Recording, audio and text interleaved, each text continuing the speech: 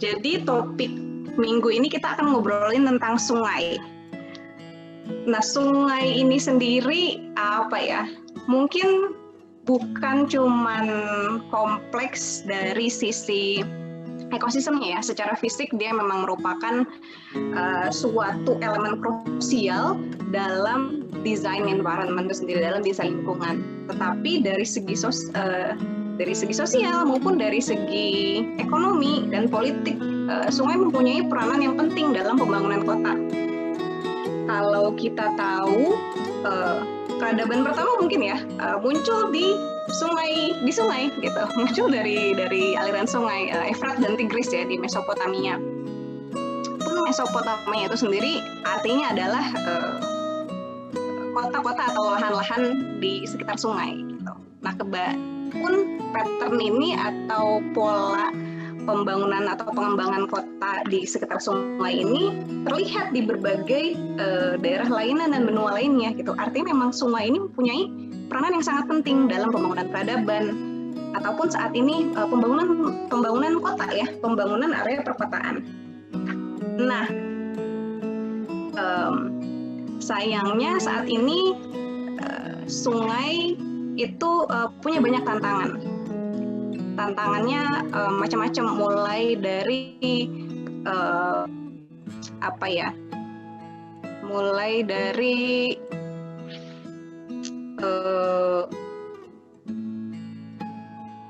pencemaran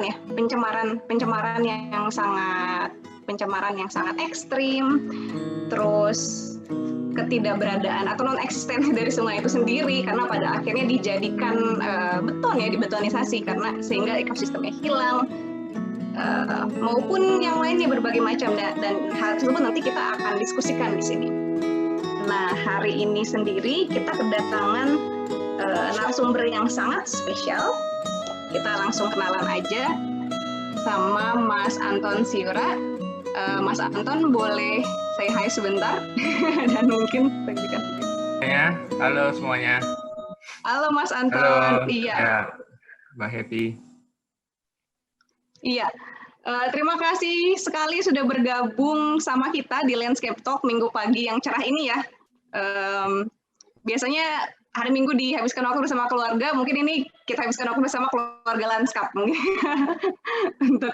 untuk minggu pagi ini. Nah, kita kenalan lebih lanjut.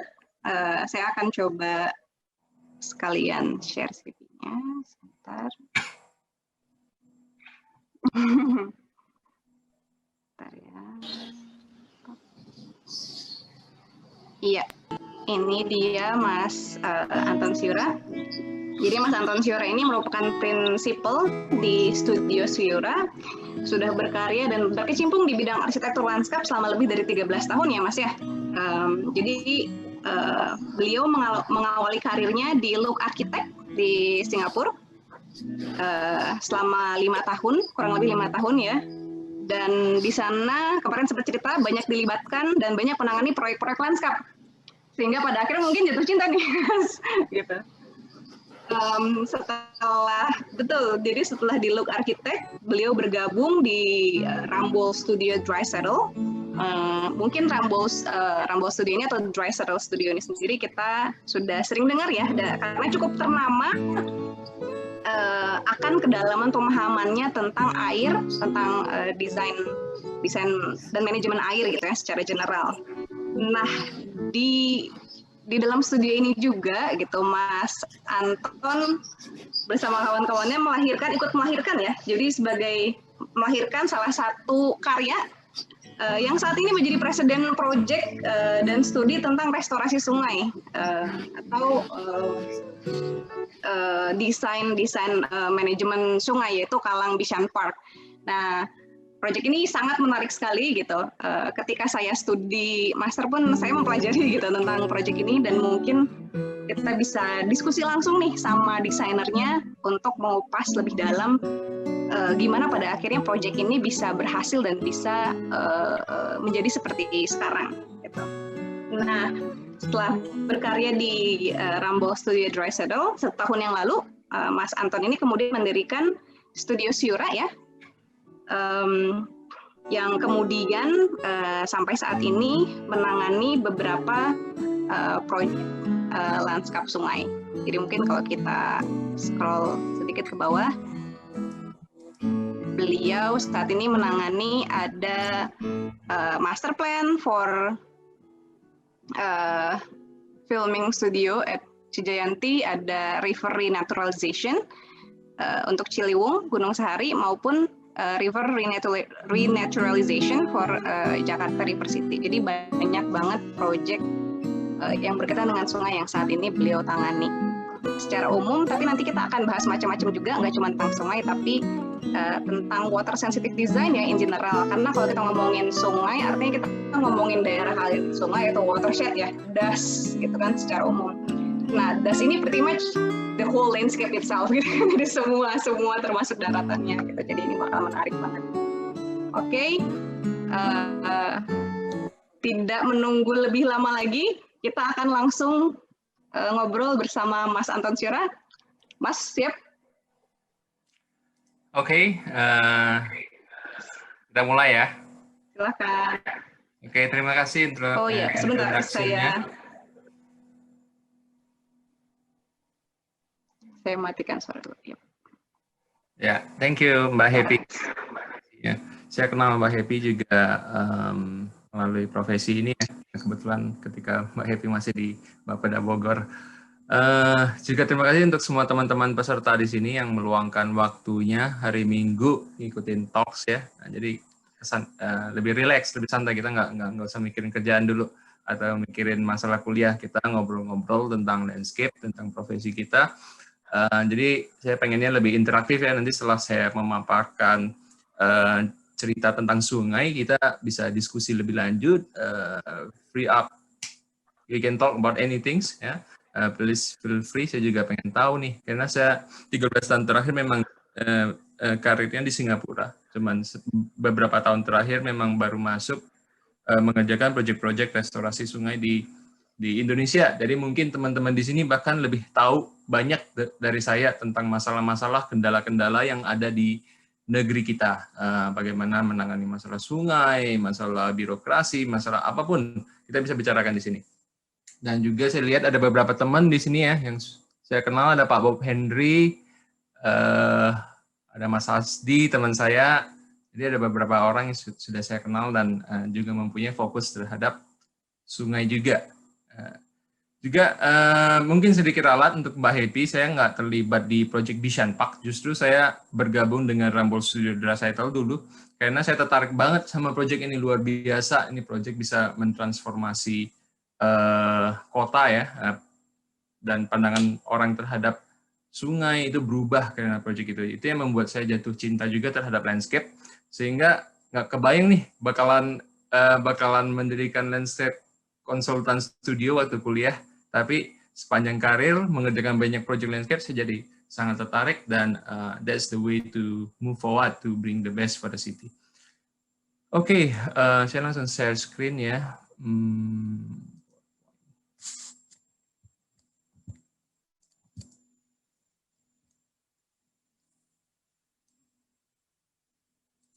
Jadi hari ini kita akan ngobrol soal urban riverscape yang memang menjadi concern dari landscape talks series ini.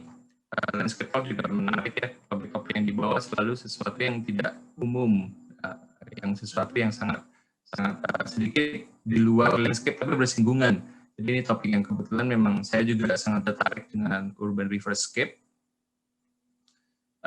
Sungai kita kebanyakan kalau kita hidup di kota besar itu sungai kita polusi itu pastinya, dan masalah ini disebabkan karena orang-orang yang tinggal di bantaran sungai, karena perusahaan-perusahaan pabrik di sebelah sungai, dan semuanya membuang sampah ke sini. Jadi permasalahan kompleks yang sangat besar, yang nggak cuma masalah urban planning, tapi ada masalah sosial, masalah sangat deep layers-nya, dan ini terjadi bukan cuma di Indonesia, bahkan jadi di semua negara-negara yang sedang berkembang. Bahkan Singapura pun dulunya seperti ini, sangat kotor sungai di tahun 70-an, nanti saya akan cerita lebih lanjut. Dan Indonesia itu negara yang sangat kaya, yang dengan banyak sekali sungai-sungai kita yang ada di Indonesia. Di setiap kota pasti ada sungai, sungai besar, sungai kecil, dan ini kita mempunyai potensi banyak sekali untuk mengembangkan sungai ya. Tapi untuk sekarang sungai itu menjadi shortcut untuk dumping waste. Kita membuang sampah di sungai. Jadi orang bukannya menikmati belakangi sungai, dia menjadi backyardnya kota kita. Semua menjadi shortcut, membuang sampah segala macam di sungai. Bahkan sekarang udah lebih improve di Jakarta, tapi beberapa tahun lalu bahkan saya ada project di Jakarta, kita bisa melihat sofa itu melewati sungai, terus ada kasur, macam-macam. Jadi sangat mengenaskan ya kita kalau melihat sungai kita sangat kotor. Dan ini disebabkan oleh urbanisasi, karena setiap orang dari desa migrasi ke kota, tingkat kepadatan meningkat, tingkat available lahan juga berkurang, dan ini menyebabkan semua orang tinggal di kota besar, dan ini menyebabkan juga habitat loss. Kita nggak punya tanah hijau lagi, kita kebanyakan ini akan dibangun menjadi bangunan, dan ketika menjadi bangunan, air itu tidak diserap, tidak bersih, dan itu akan dibuang ke sungai. Dan living in big cities is a norm ya. It cause pollution. Air and water itu semua menjadi polusi. Dan pertanyaannya adalah apa yang akan terjadi kalau kita biarkan teruskan sampai tahun 2050? Prediksi 70-80% orang akan tinggal di kota-kota besar nantinya. Dan ini di Jakarta sudah kita lihat green space sudah berkurang banyak dari earlier tahun 80-an sampai sekarang 2020 mungkin lebih sedikit, tapi kita sedikit karena ada teman-teman dari seperti Pak Bob, teman dari Dinas Pertamanan, teman-teman teman taman, banyak sudah mempunyai program-program untuk menghijaukan Jakarta kembali. Jadi itu adalah sisi positifnya. Kita sebagai arsitek lanskap, teman-teman di komunitas lanskap bisa membantu untuk menghijaukan kota kita. Ancaman penduduk juga ancaman ledakan urbanisasi ini yang menyebabkan flooding ya. Bisa dilihat hampir semua bantaran sungai itu pasti ada perumahan karena ini shortcut untuk membuang kotoran atau toilet, itu paling gampang langsung dibuang ke sungai ya kalau sewer systemnya belum ada. Jadi it's a problem. The problem is sungai itu bukannya semakin lebar tapi semakin sempit. Dan itulah yang menyebabkan banjir, dan orang-orang yang tinggal di sekitar sini menjadi masalah. Kalau di kota-kota lain ini sudah dibersihkan, sungai itu menjadi taman yang bagus sekali, menjadi koridor hijau. Apalagi Mbak Happy kuliahnya di US, itu pasti tahu ya, Chicago River Park itu juga di tahun 1900 itu seperti Ciliwung, dia sebagai dumping waste. Semua kotoran manusia, kotoran industri, semua dibuang ke situ, dan itu menyebabkan polio, dan itu yang menyebabkan orang, pemerintahnya mengubah mindset, sungai itu harus dibersihkan. Tapi itu terjadi 100 tahun yang lalu, dan kita masih berkutat di sanitasi dan kebersihan sungai. Banjir sudah terjadi setiap tahun, dari tahun 2007, 2013, sampai baru awal tahun ini, 2020, ini terjadi banjir di mana-mana. Itu karena sungai menjadi topik yang utama ya, karena sungai yang kecil dan juga ketinggiannya juga ketinggian kota semakin merendah, dan berkurangnya lahan tanah di Jakarta juga selalu berkurang. Jadi sangat kompleks masalah banjir di Jakarta, dan 2 bulan lagi, 3 bulan lagi akan masuk musim hujan, mudah-mudahan tidak seberat yang 2020. Dan disinilah peran kita sebagai planner, sebagai landscape arsitek, sebagai educator, birokrat, bagaimana kita bisa bekerja sama untuk menanggulangi hal yang sangat krusial ini. Kita harus mengerti apa itu masalah banjir, itu karena masalah pembangunan. Ketika pembangunan terjadi, perkerasan semakin banyak, tidak punya resapan yang cukup. Ya, jadi yang dulunya bisa meresap cuma 10% dari air hujan dibuang ke sungai, sekarang 55%, bahkan 80%, 100% dibuang ke sungai. Karena perkembangan ekonomi di kota besar itu menyebabkan semua bangunan harus padat, berkurangnya lahan hijau, dan itu implikasinya ke sungai kita. Semua air ini akan dibuang ke sungai. Ketika drainase tidak di-upgrade, sungai kita menjadi korbannya. Dan shortcutnya adalah di kota-kota besar adalah membangun single-minded engineering, which is not repairing our environment. Kalau kita sebagai arsitek landscape ya, jalur cepatnya sebagai engineer adalah membuat sewer system yang besar, kanal-kanal konkret yang besar, reservoir waduk-waduk yang besar. Saya rasa di Jawa Barat juga dibangun waduk-waduk besar. Tapi pertanyaannya adalah sampai mana intervensi landscape harus masuk, ya kan? Kalau cuma engineering yang bikin ya space-nya seperti ini, sangat fungsional, sangat damaging terhadap environment, but disinilah peran landscape sangat penting untuk interject the situation of infrastruktur kita. Bagaimana kita bisa merubah struktur kota besar kita, and semuanya sangat bertanggung jawab dari respon terhadap climate change, juga menjadi memperkeruh masalah urbanisasi. Jadi dari segala sektor government, teman-teman yang ada di sini, educators, planners, architects, engineer, kita semua mempunyai peran besar untuk mengubah kondisi ini. Kita menjadi agent of change, dan terutama landscape architect mempunyai peran yang sangat besar menurut saya, karena habitat loss, biodiversity loss, climate change, banjir, polusi air, water, it's a complex situation.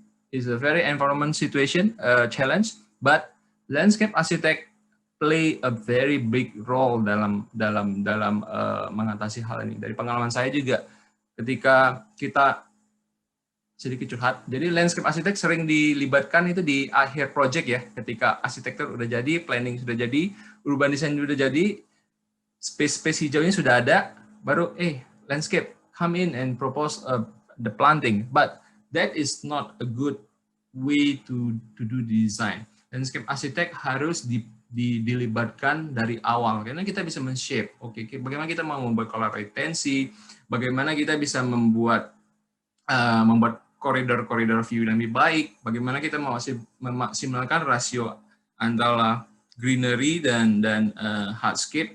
Itu peran yang sangat penting di awal. Jadi sering, mungkin sekarang sudah lebih baik di Singapura, jadi arsitek landscape sudah mulai dilibatkan dari konsep desain, bahkan dari competition kita sudah dilibatkan. Jadi kita sudah bekerja barengan dengan arsitek, dengan engineer, bareng-bareng, dan kita bahkan beberapa proyek kita meng-guide. Terutama di Singapura, di mana the government push for city of nature, landscape mempunyai peran besar dalam mendirect konsep desain setiap proyek. Jadi the future is bright for landscape architect. Kalau kita mempunyai equipment, pengetahuan, dan yang baik, itu akan menjadi sebuah collaborative solutions, terutama untuk water sensitive urban design ya.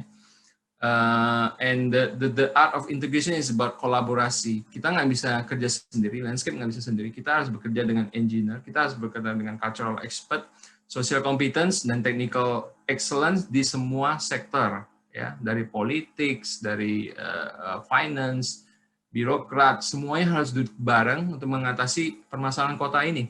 Terutama the old way of building the city is the absence of BGI, blue green infrastructures, is elimination of water. Ketika building ini dibangun, air ini dibuang langsung ke selokan. Yang sekarang adalah mungkin banjir kanal barat, banjir kanal timur, sungai Ciliwung, semuanya dibuang ke sini tanpa di-treatment. Ya.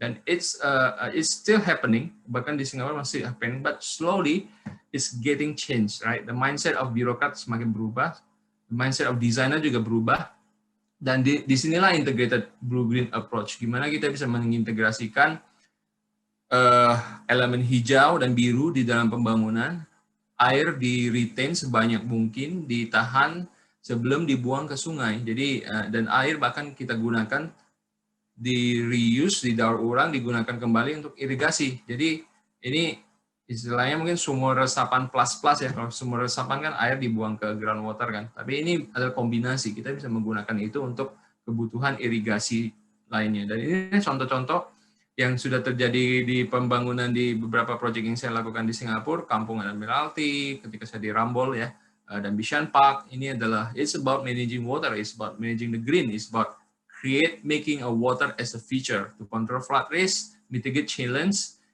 and to change the mindset dari undesigned environment become a designed environment. This is not just for us, tapi ini juga untuk anak cucu kita nantinya, untuk ekologi kita, semakin banyak biodiversity yang extinct sekarang harus kita kembalikan, harus kita jaga. Ini tidak bebek-bebek atau ikan-ikan tidak akan masuk ke sini kan. Tapi kalau lihat di komparisi, there's a very rich of wildlife, native plants and everything kan.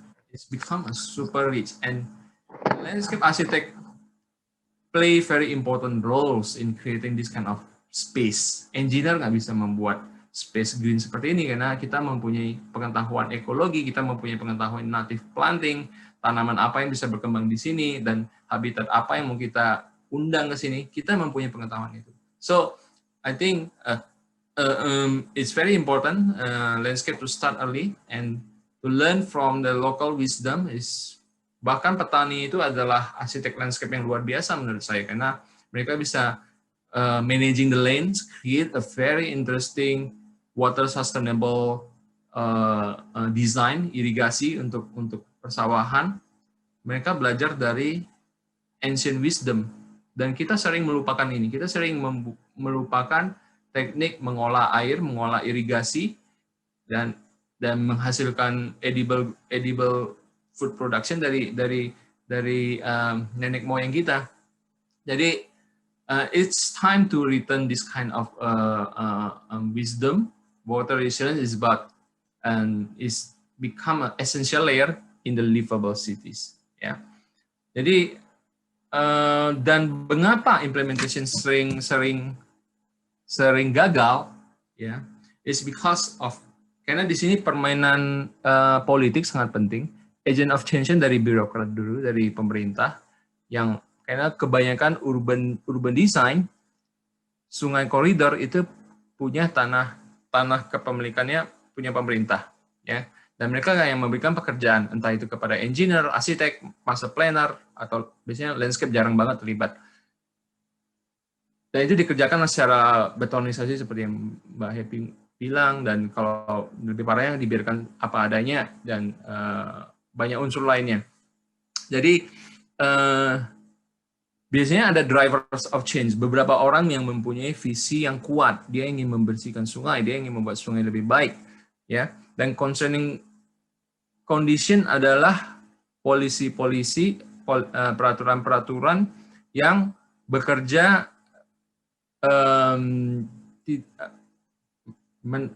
maksudnya challenging the konsep ini. Dan terutama di Indonesia juga kita mempunyai permasalahan semuanya harus cepat. Dari pengalaman saya, karena kita biaya APBD, APBN itu harus 1 tahun, tiap tahun ada dan harus selesai, dan itulah menjadi kondisi yang bermasalah, karena untuk planning water network itu memerlukan bertahun-tahun, bahkan 10 tahun, tidak bisa diselesaikan dalam masa jabatan 5 tahun. Jadi it has to be dari kondisi politik, sosial itu juga harus ditangani. Dan terakhir adalah enabling condition. Ketika masalah ada, ketika banjir besar dan merugikan, itulah adalah time frame yang sangat tepat untuk pooling semua social awareness, financial support, political desires untuk memecahkan masalah ini. Jadi ini memerlukan multi-dimensi approach. Contohnya di Singapura, sungai Singapura di tahun 70-an itu sangat kotor sekali. Sama kayak kondisi-kondisi kota-kota di negara berkembang. Permasalahannya adalah yang pertama, semua perumahan belum mempunyai sewer system, seperti di Jakarta, belum punya sewer system. Jadi semua sewer system dari toilet, dari dapur, sabun-sabun dibuang ke sungai. Karena itu shortcut. Kedua, illegal settlement. Jadi perumahan-perumahan ilegal di bantaran sungai, squatters ya. Jadi urban squatters tinggal di situ. Jadi itu memperkeruh sungai. Ketiga adalah bisnis-bisnis yang terjadi di pinggir sungai seperti hawker center, tempat makan, di mana shortcutnya sisa-sisa makanan ini, sampah-sampah organik, sayur, daging, semua dibuang langsung ke sungai. Jadi ini menjadi masalah polusi sungai diidentifikasi dari 3 hal ini. Tahun 77, Prime Minister Lee Kuan Yew mempunyai visi besar. Dia ingin sungai ini bersih dari squatter, bersih dari perdagangan sampah ini. Dan prosesnya memakan 10 tahun untuk membersihkan sungai ini. Pertama adalah memindahkan rumah-rumah ilegal, kedua adalah mencari sumber polusinya di mana aja, dan ketiga adalah mengkeruk sungai dan dibersihkan. Dan ini adalah proses yang lama sekali. Dan di tahun 87 mereka berhasil menyelesaikan itu. Mereka menselebrasi dengan membuat festival sungai. Orang bisa berenang di sungai dan membawa kembali marine life ke sungai. Jadi ini perubahan dibutuhkan political intention yang sangat besar dari the top management, and the rest just execute it. Dibutuhkan juga tangan besi, berani memindahkan orang-orang ke rehousing, orang-orang yang tinggal di bantaran sungai ke perumahan yang lebih baik. Jadi it will takes time, and Singapore is one of the city that have a clean water, karena semua air di sini akan dipakai untuk air minum. Now the question is, di mana peran landscape? Tahun 80-an sangat engineering centric ya. Jadi semua sungai ini tanggulnya dibuat beton, seperti Sungai Ciliwung yang sekarang. Semuanya dibetonkan karena itu shortcut, paling gampang, paling cepat dan paling kuat. But di tahun 2006 ada perubahan regulasi. Jadi berkembang dari tahun 87 sampai 2006. The government, the Dinas Tata Airnya Singapura membuat ABC Water Guideline. Guideline ini adalah bagaimana membuat sungai ini menjadi aktif, bersih, dan beautiful. Jadi it's not just concrete drain, but return the ecosystem, and in the end it will increase livability dan property value juga yang di bantaran sungai akan lebih baik. Jadi ini sedang berjalan, lumayan sukses. Sekarang dari 2009 first edition, sekarang udah hampir 11 tahun program ini berjalan, dan inilah yang dikatakan itu dibutuhkan waktu untuk implementasi desain. Dan kalau kita lihat dari negara tetangga, mereka juga mempunyai peraturan-peraturan seperti ini. Di Indonesia, di Malaysia misalnya namanya Manual Saliran Mesra Alam, jadi disesuaikan dengan lokal konteks. Di China disebut sebagai Spong Cities, di Australia is Water Sensitive Urban Design, United States is Low Impact Designs, Denmark juga ada Climate Adaptation Plan, dan semua ini mempunyai tujuan membersihkan sungai dengan visi air hujan ditangkap, dibersihkan, diindahkan, dan diaktifkan untuk kita dan untuk wildlife, untuk ekologi. Jadi idealnya adalah ketika biasanya sungai yang di sebelah kiri ini sungai dibuang langsung ke reservoir, sekarang kita mau nangkap. Jadi air itu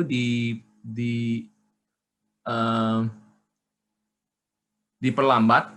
Yang titik-titik hijau ini adalah fungsi-fungsi ABC Water Design yang kita sebut, bisa rain garden, bisa bioswales, bisa macam-macam, detention pond. Dan fungsi ini adalah memperlambat air, membersihkan air, menjernihkan, sebelum dibuang ke sungai. Jadi sungai itu sebelum mendapatkan air itu bersih dulu. Jadi permasalahan sungai itu bukan in situ, tapi ex situ. Sesuatu yang ada di luar sungai itu yang harus dibersihkan. Disinilah peran landscape bermain. Bagaimana kita bisa mengintegrasikan open space dengan sistem-sistem yang bisa membersihkan air sebelum itu dibuang ke drainase.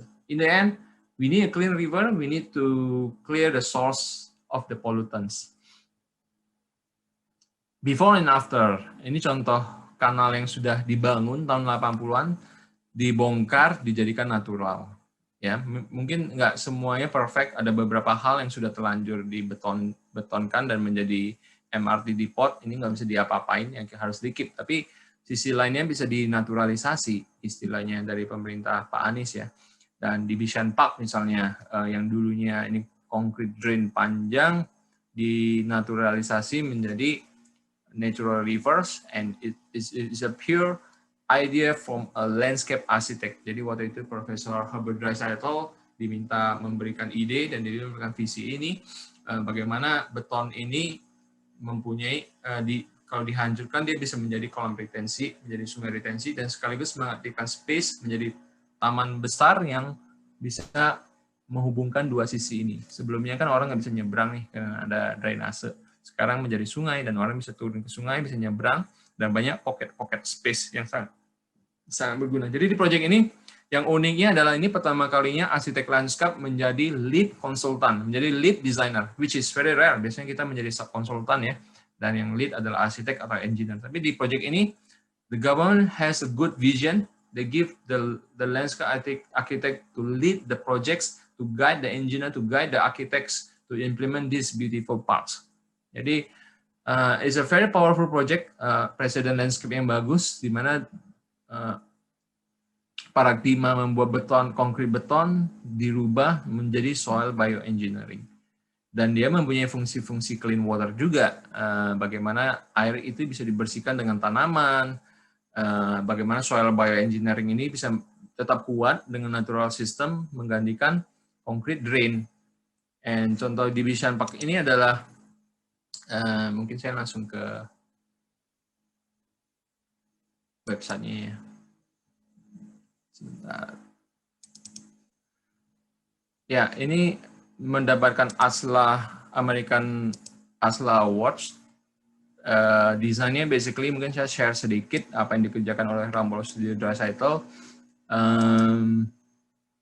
Ini adalah site plan-nya. Luasnya adalah sekitar 62 hektar. Dulunya beton ini dari sini sampai ke sini, dan muaranya ada reservoir, ada waduk di sini. Jadi ini mempunyai peran penting untuk mengolah air sebelum dibuang ke Kalang River atau Marina Barrage.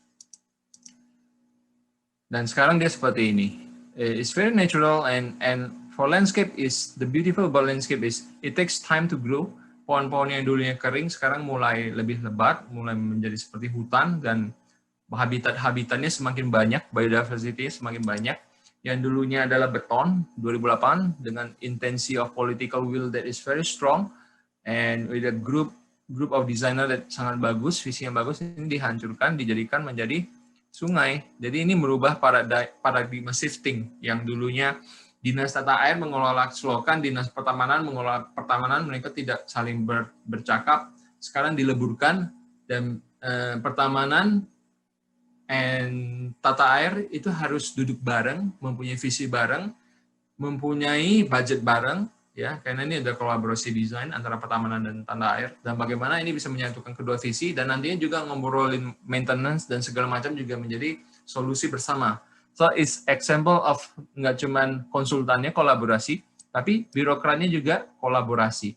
Jadi drainase ini mulai dihancurkan dan dijadikan bahan beton ini nggak dibuang, dia dijadikan riverbed, dijadikan elemen landscape, dan ini contoh bioengineering-nya menggunakan berbagai teknik yang semuanya mempunyai perkuatan. Jadi nggak cuma sekedar bikin slope aja, tapi ini mempunyai teknik yang menguatkan stabilitas tanah disesuaikan dengan water velocity, kecepatan air, ketinggian air. Disinilah kita perlu kolaborasi dengan ahli geologi ya untuk menjadikan desain ini.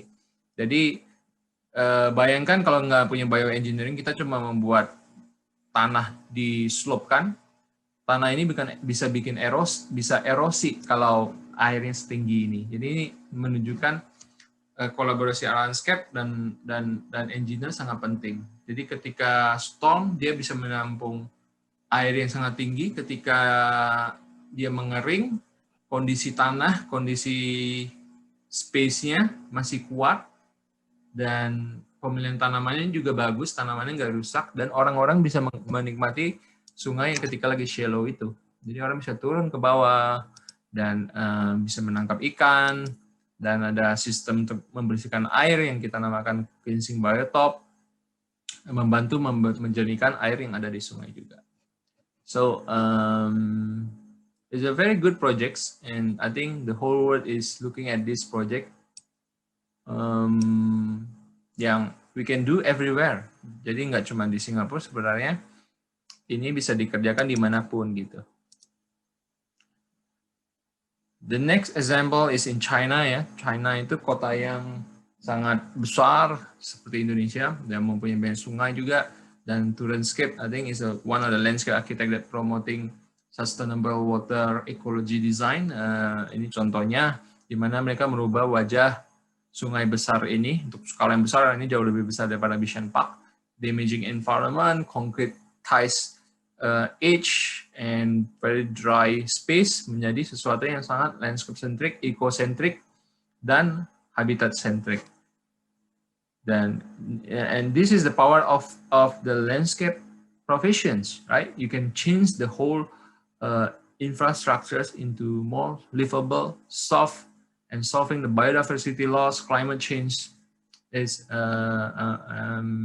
dan memberikan benefit yang sangat banyak.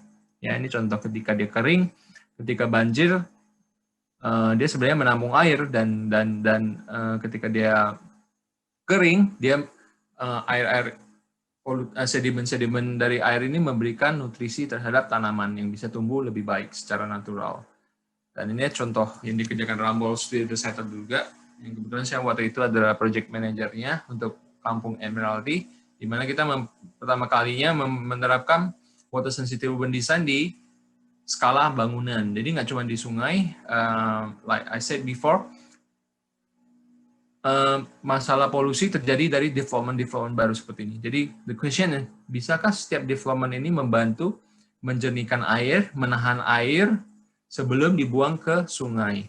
Ya, ini contoh di mana rooftopnya kita menanam banyak pohon dan banyak ABC water design features di setiap pocket. Jadi setiap air itu dibersihkan, difilter, ya. Nah, ini ada contoh videonya juga. Jadi pas dia turun itu kita membuat vegetative filter yang membersihkan air di rain garden-nya, ditampung di harvesting tank dan digunakan kembali untuk irigasi tanaman. Jadi 100% dari air hujan digunakan kembali untuk green space-nya dan diperlambat sebelum dibuang ke saluran air kota. Dan air yang digunakan itu bisa digunakan untuk menghidupkan tanaman-tanaman edible seperti fruit trees dan macam-macam di atasnya. So, dan itulah menjadi approach dari studio saya yang sangat fokus terhadap design for nature. It's about storytelling, it's about resilient design, it's about naturalistic approach. In the end, sebagai landscape, kita harus mengembalikan pengetahuan kita terhadap alam. Dan dari contoh-contoh proyek yang kita kerjakan about water resilience, it can be done in any scales, dari skala di bawah 5 hektar sampai di skala di 100 hektar. Water planning ini bisa dikerjakan, ya. Jadi mungkin saya akan menunjukkan beberapa contoh yang sedang kita kerjakan yang berhubungan dengan sungai. Contohnya di Visioning Ciliwung River dari Manggarai ke Istiqlal. Ini ada sekitar 8 km panjang sungainya, dan inilah titik yang sering menjadi fokus ya ketika banjir. Pintu Manggarai ini mempunyai peran sangat besar untuk menjaga level air banjir. Dan ini juga menjadi contoh proyek yang sudah dinormalisasi sebelumnya. Jadi yang dulunya adalah natural river, sekarang dijadikan sheet piles, ya. Idenya adalah memperlebar muka sungai dan airnya bisa dibuang secepatnya ke laut, ke waduk fluid.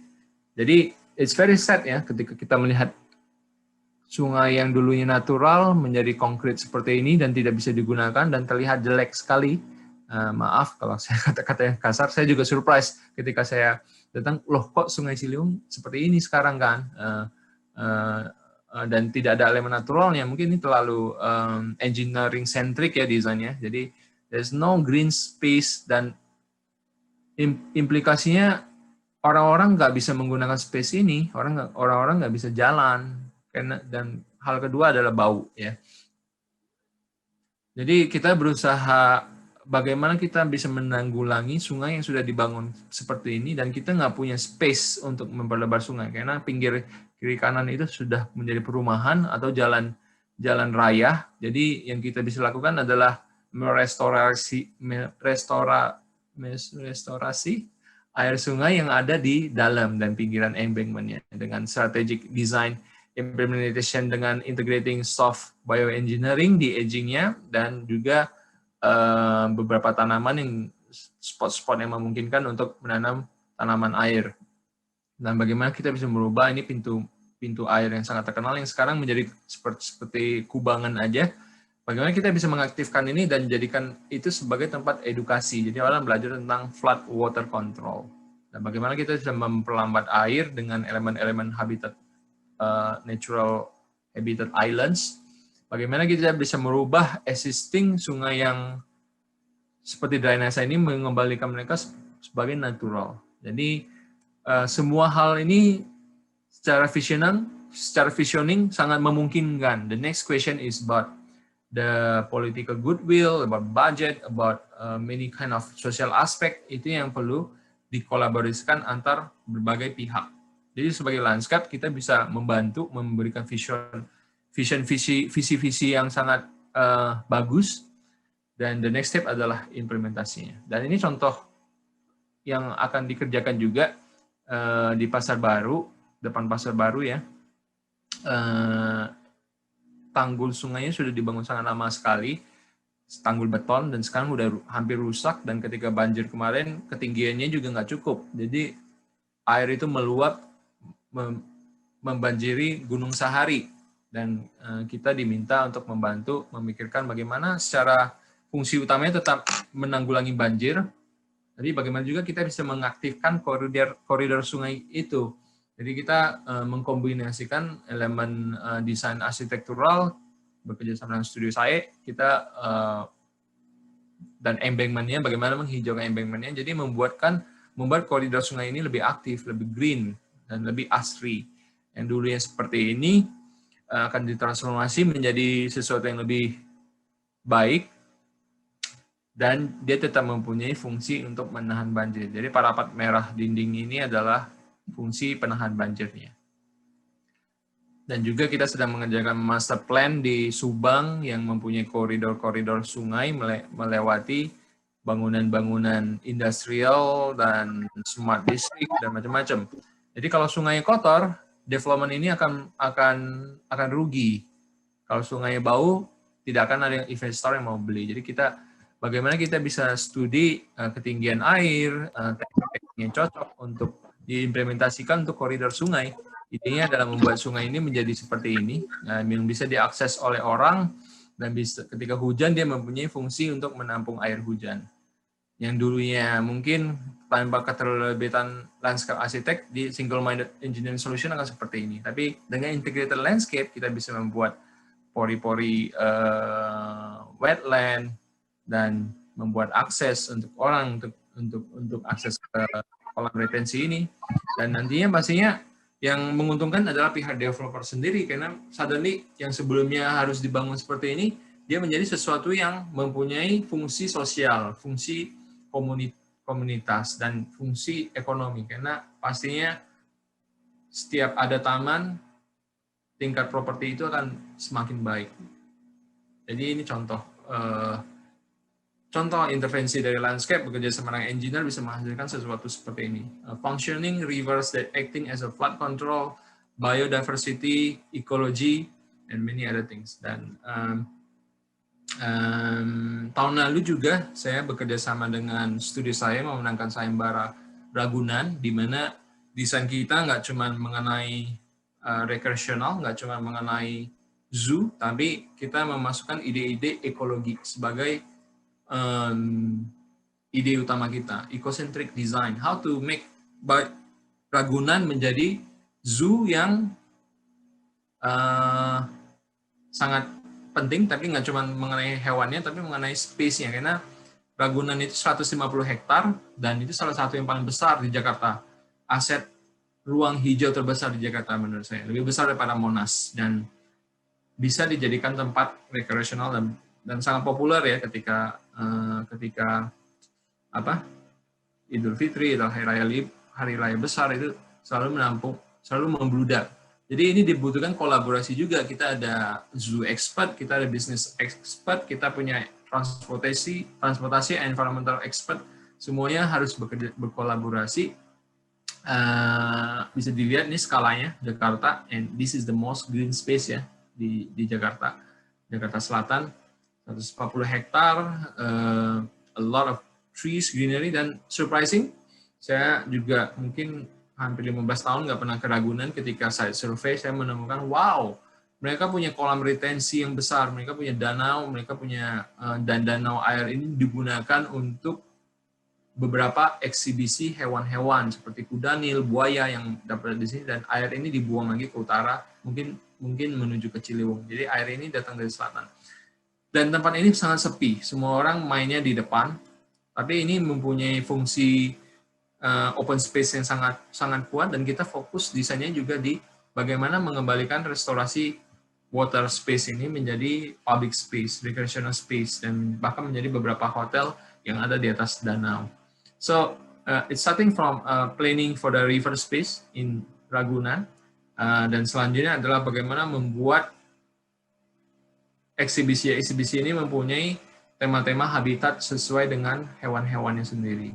Jadi kita yang sebelumnya seperti ini, ada kolam air, hutan wisata, kandang-kandang, danaunya besar banget, danau filter, danau retensi, kandang-kandang harimau. Bagaimana kita menggunakan aset yang sudah ada dan dijadikan zonasi sesuai dengan kondisi existing. Jadi hutan lindung kita jadikan forest veranda, kita jadikan ini sebagai public space, karena Jakarta masih memerlukan banyak ruang terbuka hijau yang bisa diakses secara gratis. Jadi kita jadikan ini untuk bisa diakses oleh masyarakat luas tanpa harus membayar tiket.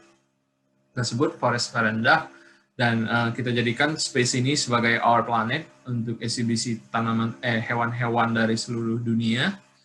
Dan area yang kandang rusa yang sangat kering kita jadikan grassland, dan area danau-danau ini kita jadikan wetland yang ada kuda Nil dan macam-macam, kita jadikan wetland. Jadi respon desain kita adalah respon terhadap kondisi existing.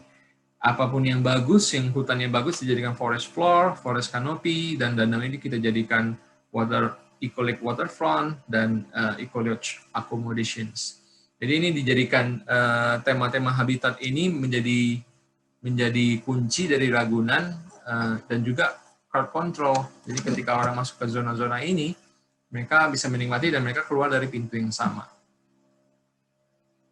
Jadi ini adalah master plan keseluruhannya, dan sungai Eco Lake Waterfront ini akan mempunyai peran yang sangat penting karena sumber air itu sangat banyak dari selatan. Kita akan filter airnya karena air ini akan digunakan kembali sebagai eksibisi kandang-kandang yang ada di bagian hilirnya.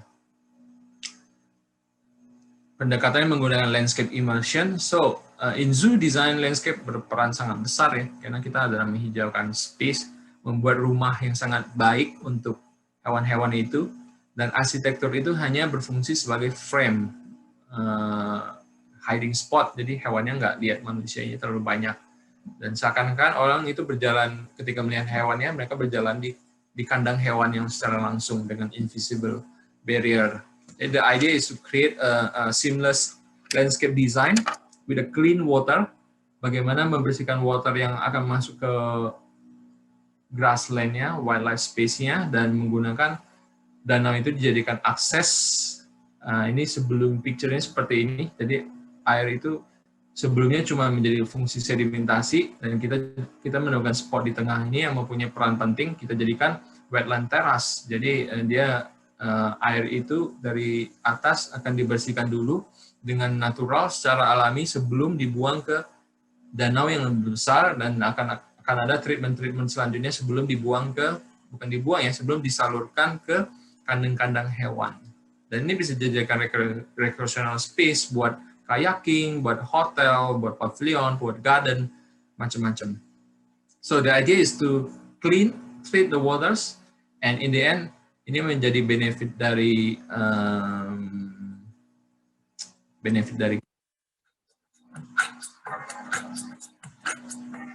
ini cuman fokus animasi ke dalam desain water design-nya. Jadi space ini bisa dijadikan public space, sangat besar sekali, dan mempunyai fungsi-fungsi wetland yang bisa membantu filtrasi air secara alami, secara natural.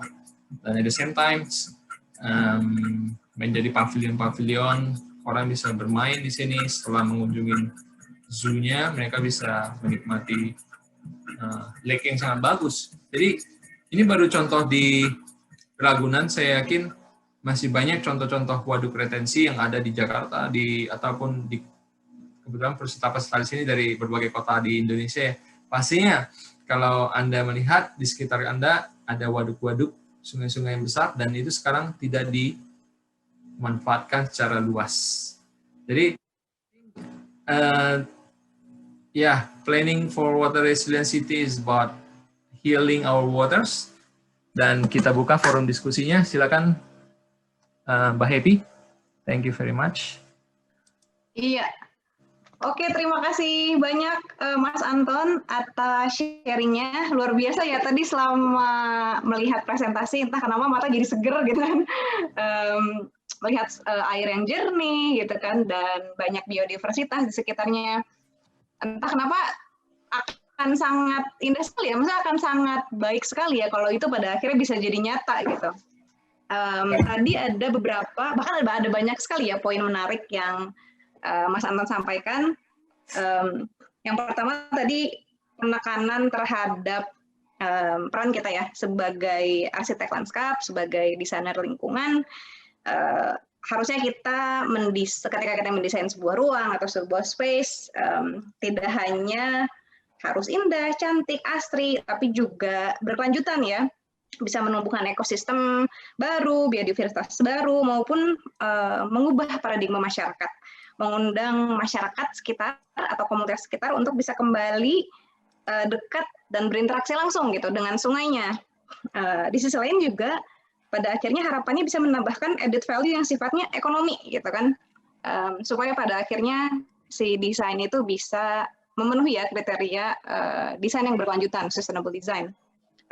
Selanjutnya poin tentang kita sebagai arsitektur lanskap harus jadi agent of change ya, harus jadi penggerak gitu kan terhadap paradigma lama yang berkaitan dengan profesi arsitek lanskap itu sendiri, yang biasanya sekarang mungkin masih dianggap atau diinterpretasi sebagai tukang taman ya, penanam pohon. Ini mungkin personal experience juga. Jadi waktu di kampus di Amerika Serikat, bahkan ini di Amerika Serikat gitu, ketika studi lanskap, kebetulan di satu studio itu biasanya bergabung sama teman-teman dari jurusan lain ya, ada arsitek, ada urban planner, ada urban designer, ada engineers juga. Terus ketika ngobrol, biasanya itu di semester di waktu-waktu akhir semester biasanya ngobrol gimana proyeknya gitu kan, berjalan lancar nggak? Terus saya bilang, aduh proyeknya susah banget. Terus mereka bilang, loh emang nanam pohon susah ya gitu. Jadi ini luar biasa gitu kan persepsi publik secara umum gitu kan tentang arsitek lanskap ini sendiri. Bahkan di negara yang sudah cukup lama mempraktekkan profesi arsitektur lanskap seperti Amerika Serikat masih banyak persepsi yang tidak tepat gitu ya tentang arsitektur. Selanjutnya tadi betul harus berani untuk mempush ini ya mindset sustainable design tadi ya, terutama dalam penanganan air, baik di praktis di profesi kita, di sisi akademisi maupun di pemerintahan gitu. Jadi harus ada orang-orang atau agen-agen di sini mungkin ya, mungkin teman-teman landscape talk sendiri gitu yang bisa jadi suara gitu kan untuk tadi menyuarakan apa-apa yang Mas Anton sampaikan gitu tentang desain sumber daya air itu sendiri. Dan tadi kalau dilihat terhadap study case yang lama, baik dari Singapura maupun dari Chicago ya sempat di-mention juga, kita ketinggalan 10, 20 bahkan 100 tahun ya untuk coba secara serius gitu menangani permasalahan sungai kita. Jadi mau kapan nih kita bisa mengejar ketertinggalan kita? Karena tadi betul sekali Mas Anton sempat sampaikan juga bahwa alam ini sendiri ini ya tidak bisa langsung jadi gitu, efeknya tidak bisa langsung spontan gitu, tapi secara bertahap memberikan manfaatnya gitu. Tapi semakin membesar sekali, semakin banyak manfaatnya meskipun sedikit demi sedikit. Oke, kita langsung saja ke diskusi bareng teman-teman landscape talk lainnya. Di sini saya lihat ada Dita ya. Dita boleh dibuka mic-nya atau videonya nggak? Ini ada beberapa pertanyaan yang Dita sampaikan, tapi kayaknya boleh disampaikan secara langsung, Dit. Sekalian kenalan juga. Oh iya, nggak usah pakai video ya. Oke, sip. Mau nggak disampaikan apa yang ingin ditanyakan ke Mas Anton? Jadi pertama kalau di Sungai Jakarta itu kan banyak selam gitu ya, dan itu menjadi permasalahan yang banyak gitu. Juga bisa buat polusi. Nah, sedangkan solusinya kan nggak semudah itu ya pasti.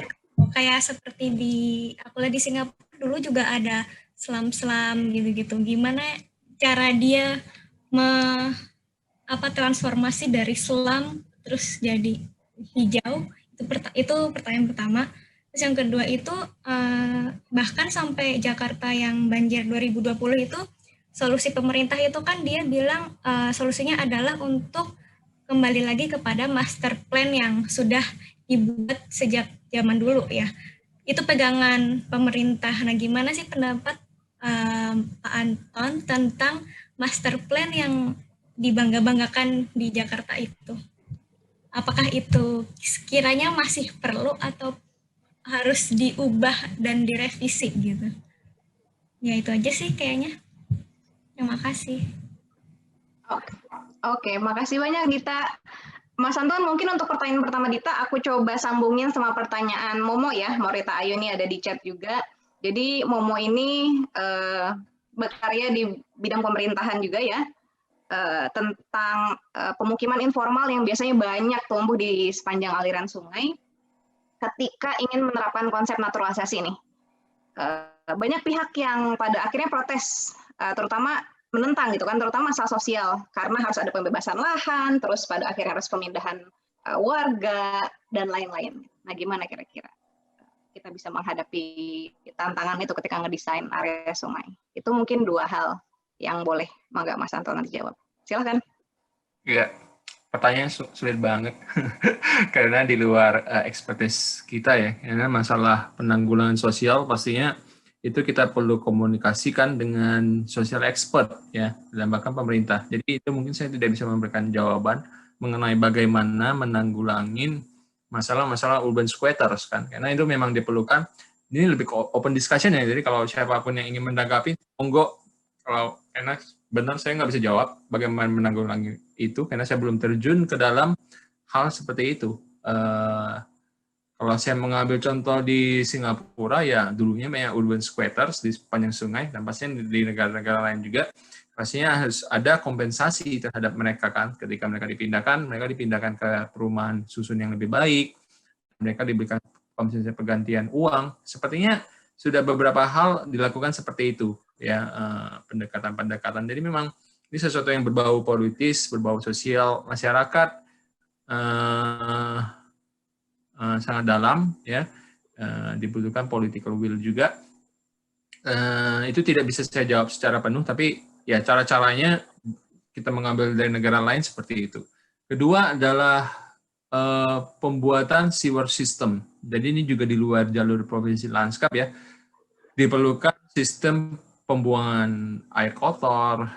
Jadi orang nggak membuang air ke sungai atau ke drainase yang bermuara di sungai nantinya kan. Jadi itu juga diperlukan infrastruktur yang bagus untuk membuat sungai itu nggak bau. Permasalahan sungai kan bau, itu paling sulit dihilangkan.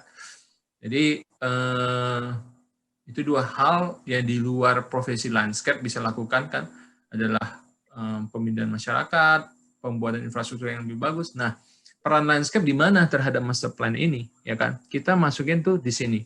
Jadi kita untuk master plan banjir itu banyak sekali perhitungan hidrologi dari engineer yang sudah menghitung kalkulasi catchment segala macam, mereka punya perhitungan itu. Berapa lebar sungai yang diperlukan, berapa kedalaman sungai yang diperlukan, berapa ketinggian permukiman yang diperlukan, itu didesain oleh engineer, di mana itu di luar skop kita. Dan kita masuknya di sini, kita masuknya di bagaimana kita bisa menghijaukan menggunakan sistem kanalisasi yang lebih baik. Bagaimana kita bisa mengubah mindset. The shortcut is not just doing concrete, bisa kombinasi, bisa menggunakan desain soil bioengineering, itu semua bisa diterapkan, disesuaikan dengan kondisi-kondisi site context base-nya.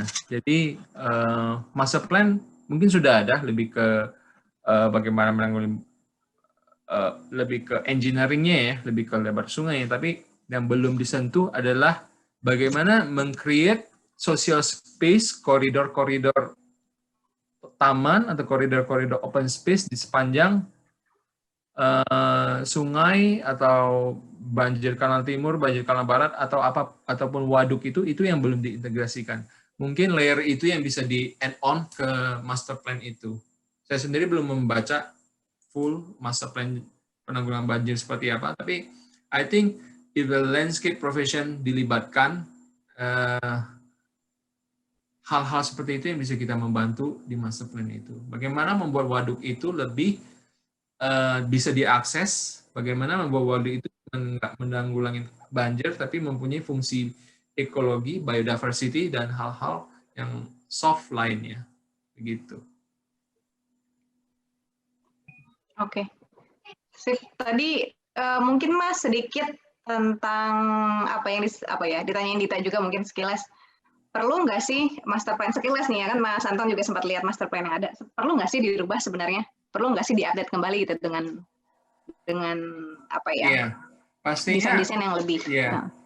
Master plan itu adalah blueprint ya, dan blueprint itu adalah sesuatu diacu, tapi dia harus bisa berubah setiap waktu sesuai dengan kondisi teknologi, permasalahan dunia, climate change, dan segala sesuatu. Jadi master plan itu menurut saya harus selalu di-review, disesuaikan dengan perkembangan sosial yang terjadi dan climate change kan.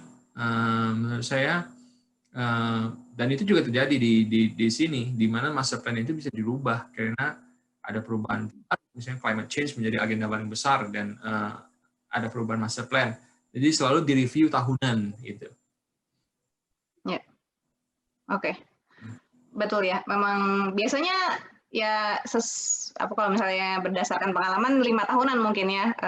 Balik lagi harapannya di open window ini di mana kita bisa masukin banyak ide untuk banyak saran buat pemerintah, ya harapannya kita bisa ini ya menyuarakan desain-desain yang baik gitu ketika ada kesempatan untuk bisa merevisi ini.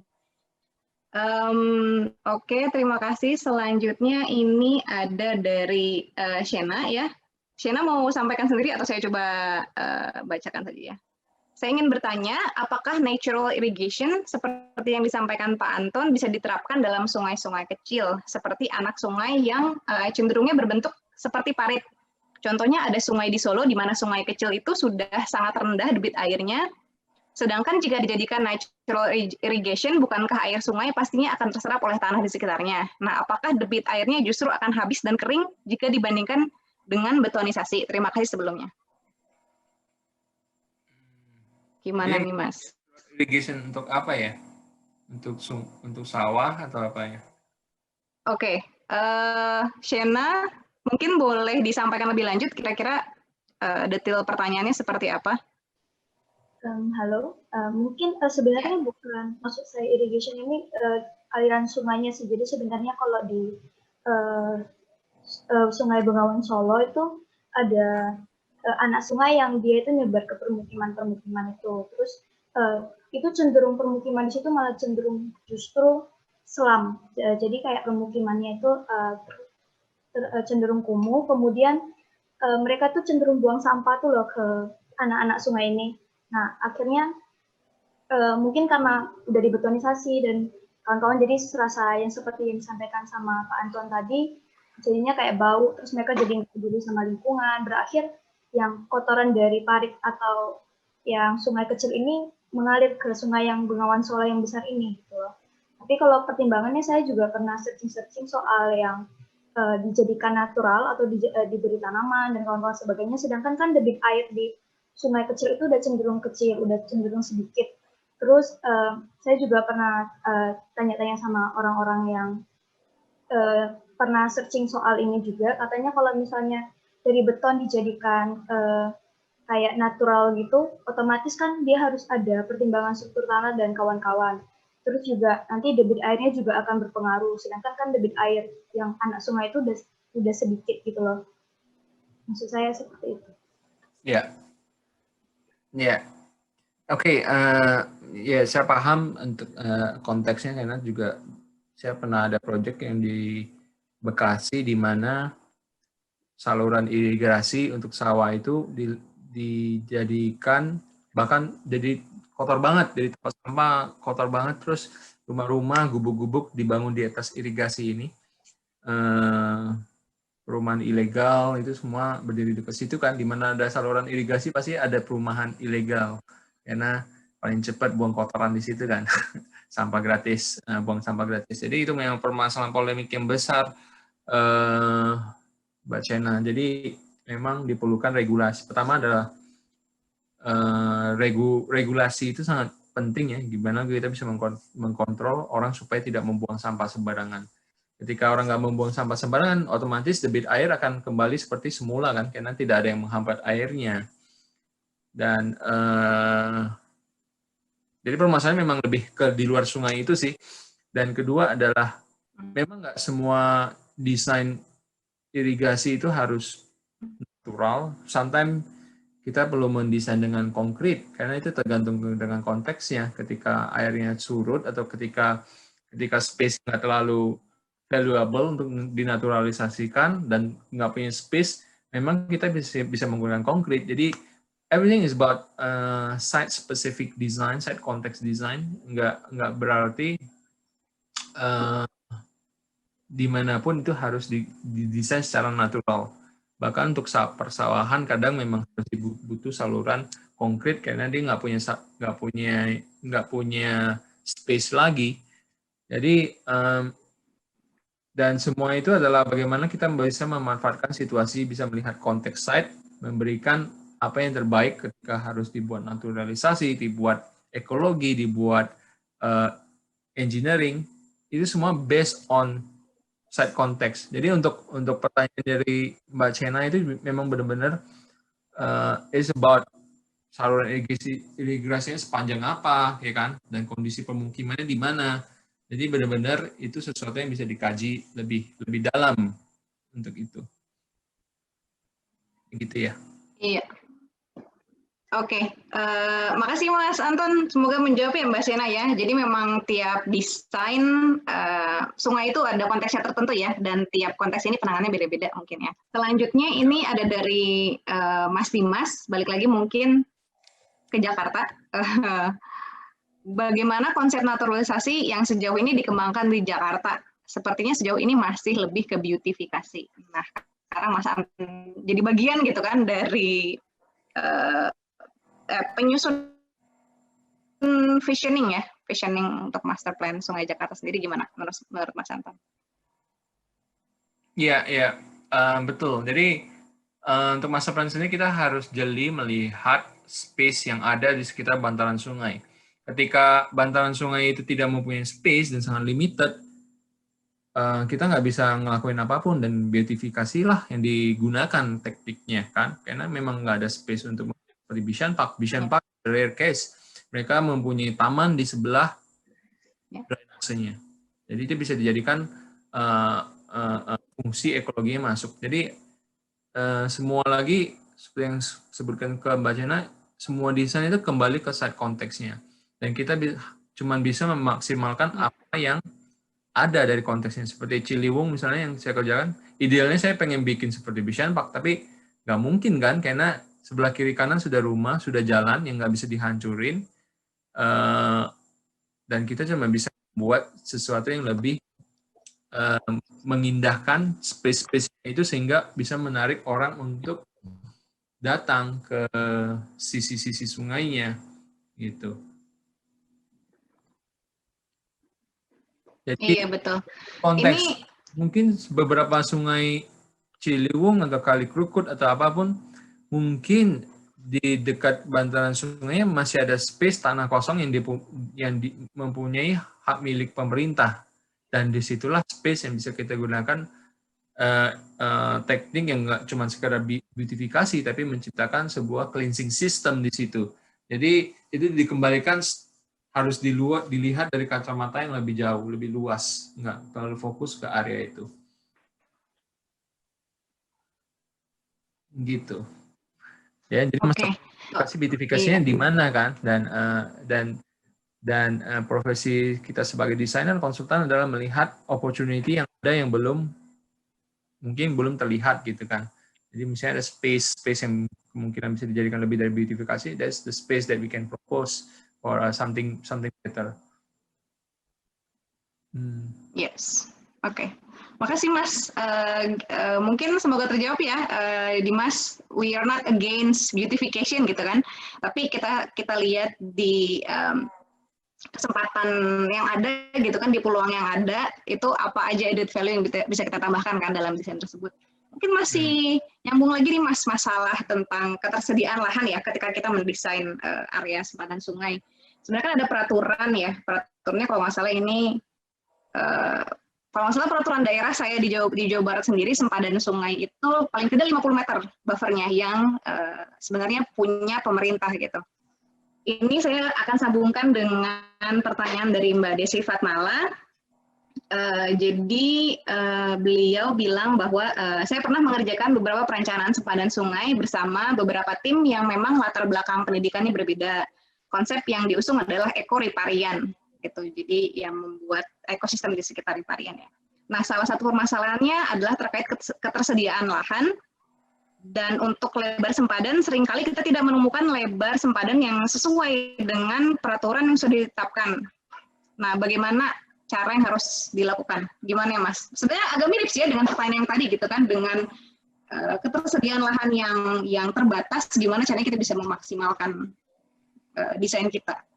Atau mungkin Mas Anton punya formula sendiri, sudah punya formula sendiri dengan skala-skala proyek-proyek air yang sekarang sedang dikerjakan gitu. Sebenarnya dengan lebar sempadan sekian meter, kalau diintegrasikan misalnya dengan roof storm water management misalnya, sebenarnya itu bisa jadi konsep yang saling mengisi juga atau gimana, atau ya mangga? Kalau misalnya masih planning stage ya, kita mendesain plan baru, itu lebih kemungkinan untuk membuat ekoriparian lebih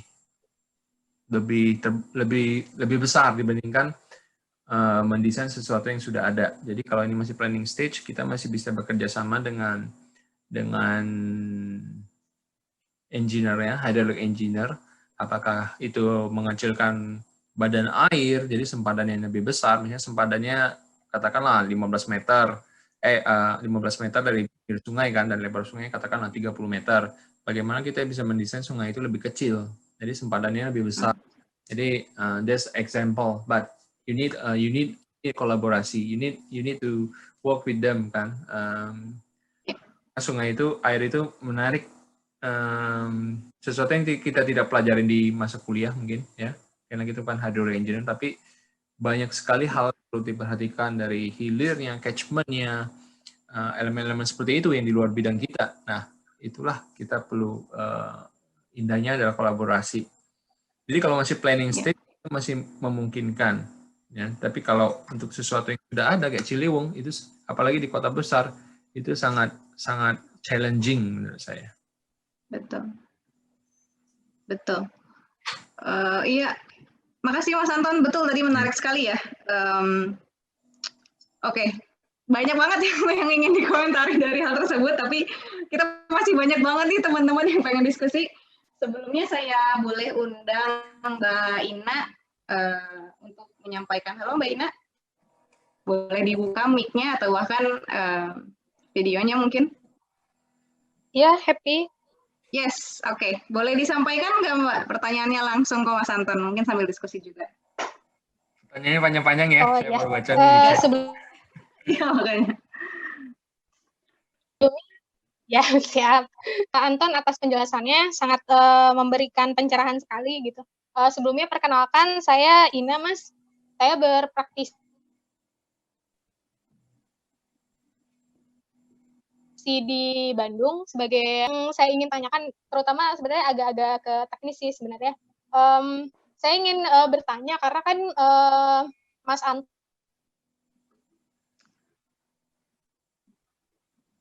juga saya lihat dari CV-nya sudah beberapa kali dengan renaturalisasi ya. Nah, yang saya ingin tanyakan adalah bagaimana solusi atau strategi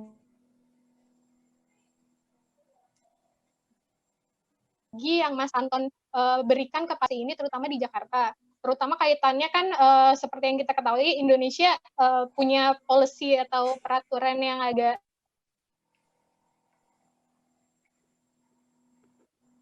strict ya, terutama kaitannya dengan bagaimana juga solusi atau strategi yang Mas Anton tawarkan kaitannya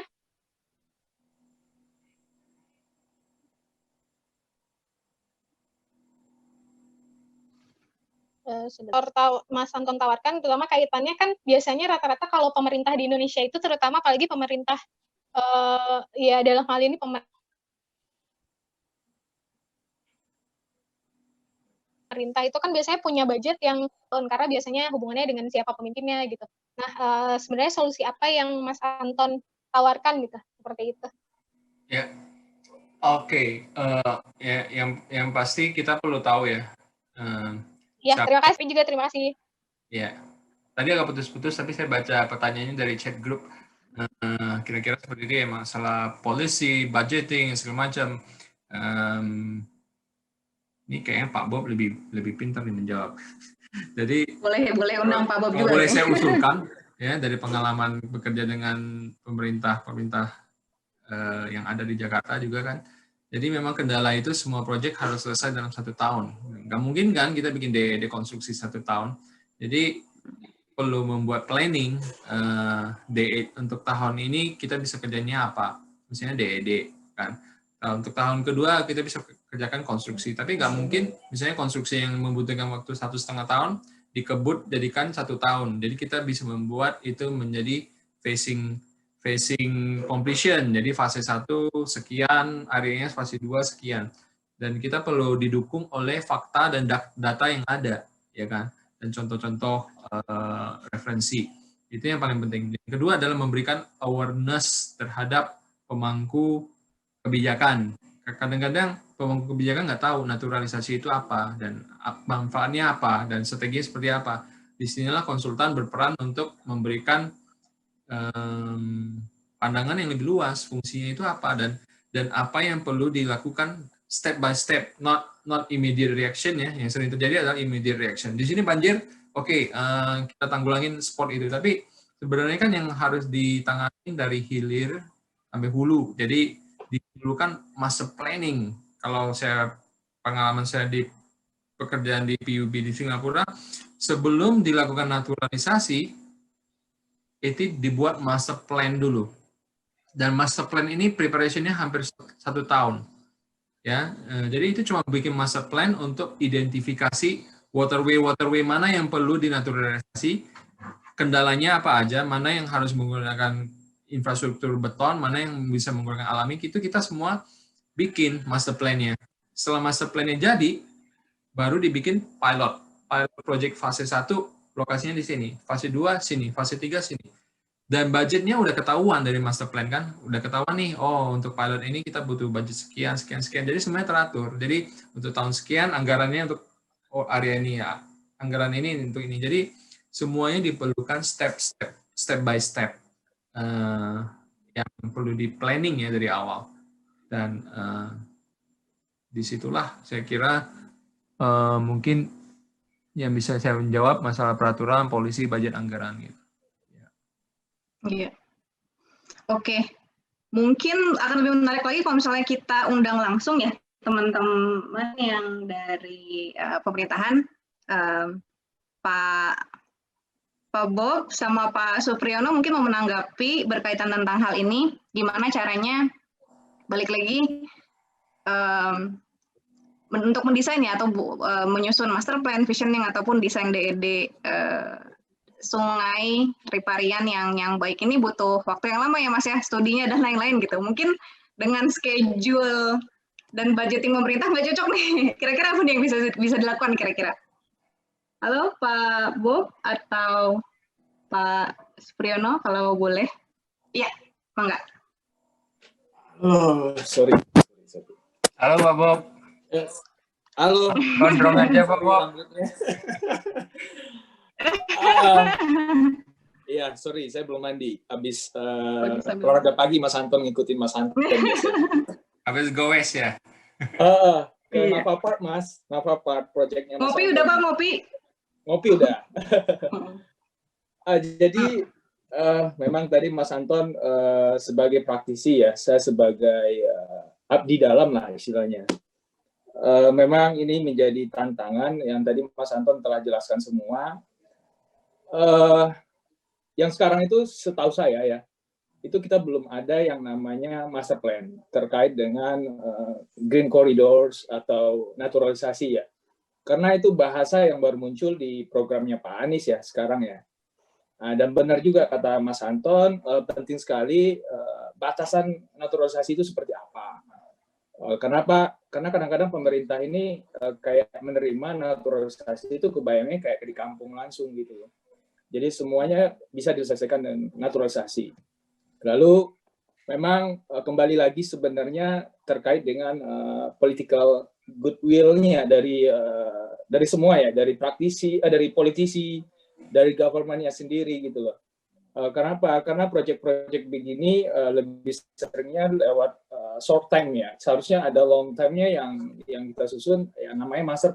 Tadi Mbak Hana menjelaskan master plan itu biasanya memang per 5 tahun kita bisa review gitu loh. Seperti di Singapura juga Mas Anton pernah jelaskan itu. Jadi memang untuk ini memang jadi PR besar. Menurut saya bukan sesimpel yang kita pikirkan ketika kita taruh sebuah planting di situ. Tadi Dimas juga udah jelaskan. Memang untuk sekarang tuh saya masih melihat batasannya masih beautifikasi gitu. Dan perlu memang tadi kata Mas Anton jelaskan, kita dengan space yang ada pasti kita akan berpikir dengan space-nya. Tapi kita tahu dong contact base-nya seperti apa. Tadi Mas Anton jelaskan, seharusnya kalau ada master plan kita bisa mengoptimalkan aset-aset kita yang ada di sepanjang koridor sungai. Kita tahu sendiri ya, Ciliwung itu kalau saya baca, secara gradientnya itu air udah nggak bisa ngalir. Dan lalu dari muara itu air masuk ke dalam gitu loh. Jadi memang untuk lowland seperti Delta City Jakarta, itu memang harus ada, kita keluar dari koridor rivernya. Jadi untuk penyelesaian masalah sewer system kita perlu ada water treatment plan-nya seperti Rotterdam aja dengan penduduk cuma density 600.000 orang, dia punya water board dengan WTP-nya, water treatment plan-nya itu ada 4 buah.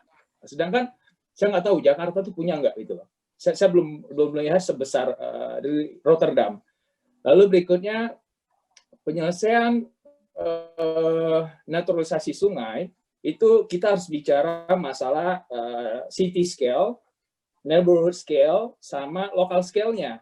Yang tadi Mbak Hana jelaskan, kalau local scale kita bisa bikin rain barrier water tank misalnya. Lalu untuk yang di neighborhood scale-nya kita bisa bikin seperti bioswale atau rain garden atau wetland. Sedangkan yang skala kotanya ya seperti Green Corridor ini, dan sebenarnya itu harus ada definisi kewenangan seharusnya. Karena ada yang regional itu yang megang siapa. Lalu yang neighborhood mungkin yang dipegang oleh pemerintah daerah seharusnya. Kalau sekarang kan aset itu secara pengelolaan itu ada di Kementerian PUPR ya. Seharusnya kata Mas Anton tadi harus terintegrasi pemerintah pusat sendiri terhadap Pemprov-nya sebagai operator. Lalu berikutnya terkait dengan antar internal pun di Pemprov itu harus terintegrasi juga. Seperti Mas Anton ada sumber daya air, ada dinas pertamanan, ada dinas perhubungan misalnya, bagaimana mengkonek orang, mobility orang gitu loh. Jadi kalau sekarang sih target saya yang saya tangkap apa proyek-proyek yang kita lakukan sekarang ini lebih ke arah water awareness-nya dulu kita bangun. Nah, tapi perlu master plan yang menurut saya yang harus di-define buat kita program apa. Dan memang Mas Anton tadi jelaskan pilot project itu harus dari pemerintah.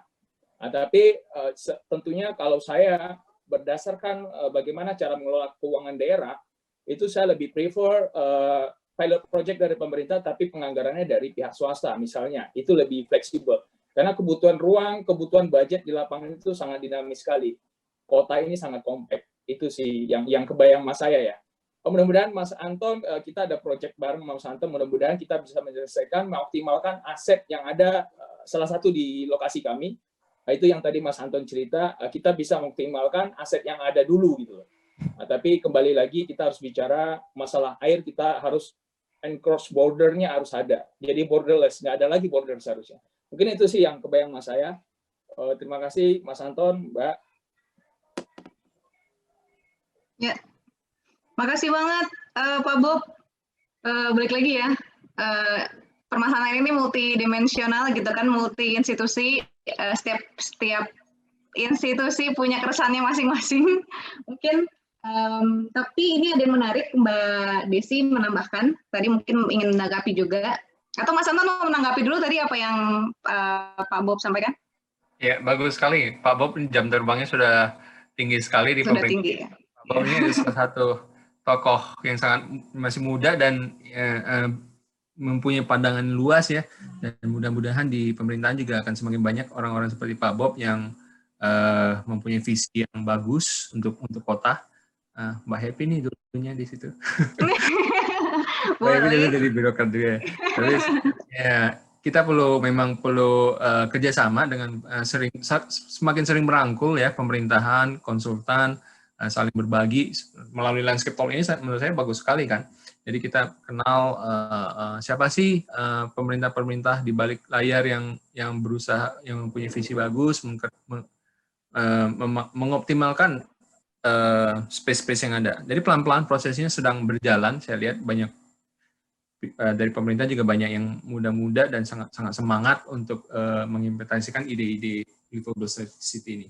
Satu lagi challenge-nya mungkin ketika di Indonesia itu political ininya ya, ketika menganjurkan anggaran di APBD, APBN, wah di situ ada ini lagi, bentrok lagi dari partai-partai. Jadi it's not as simple things like Pak Bob bilang, it's super kompleks, sangat kompleks. Jadi memang we as designer we know what to do, but yang di atas masih diperlukan politik goodwill dan sangat bagus.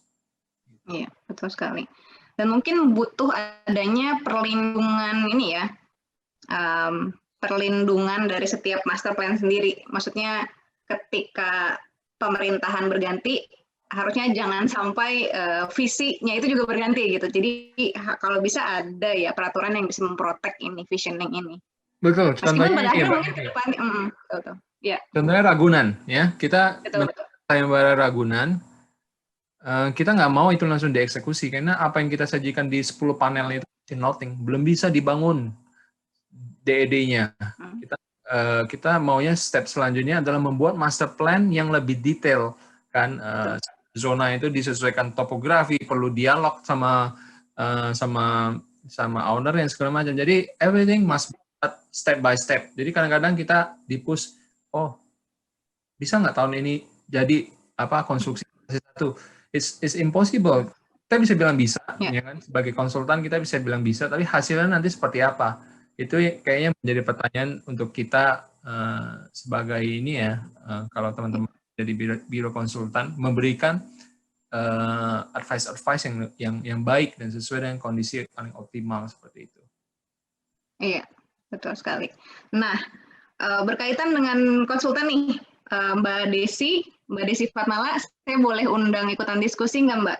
Ini menyampaikan tadi tanggapannya dari hasil diskusi. Boleh. Ya. Silakan Mbak. Terima kasih sebelumnya, ini sangat insightful banget ya dari semua yang udah disampaikan sama Mas Anton dan Pak Bob tadi.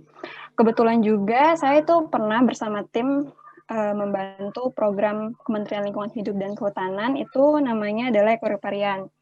Jadi sebelumnya Ekoriparian ini tuh rencananya oleh KLH itu akan menjadi pilot project untuk diterapkan di sempadan sungai lainnya. Di 3 das itu, Ciliwung, Citarum, Cisadane. Kalau KLH itu dia fokusnya lebih ke penurunan beban pencemar, bagaimana kualitas air sungai di 3 das ini bisa mencapai baku mutu yang lebih baik gitu ya, yaitu dengan melakukan penataan. Sebenarnya fokusnya adalah bagaimana mereka membuat sistem pengolahan air limbah yang baik gitu. Tapi setelah mereka mempelajari lebih lanjut gitu ya, mereka menemukan kok di Ciliwung ini sebenarnya banyak sekali Mas komunitas-komunitas sungainya yang peduli-peduli terhadap sungai gitu ya. Jadi mereka ingin mengintegrasikan bagaimana komunitas ini bisa hidup di sungai ini juga gitu. Nah, maka mereka membentuk suatu konsep ekoriparian. Awalnya konsepnya ini masih sangat, maksudnya belum masih kosong gitu ya. Setelah mereka mengundang beberapa disiplin ilmu seperti landscape arsitek, seperti kita ini, baru kita bisa memberikan masukan-masukan gitu ya. Sebenarnya pilot project awal itu berhasil, tapi kemudian tidak dikelola dengan baik oleh komunitasnya karena sesuatu dan lain hal gitu ya.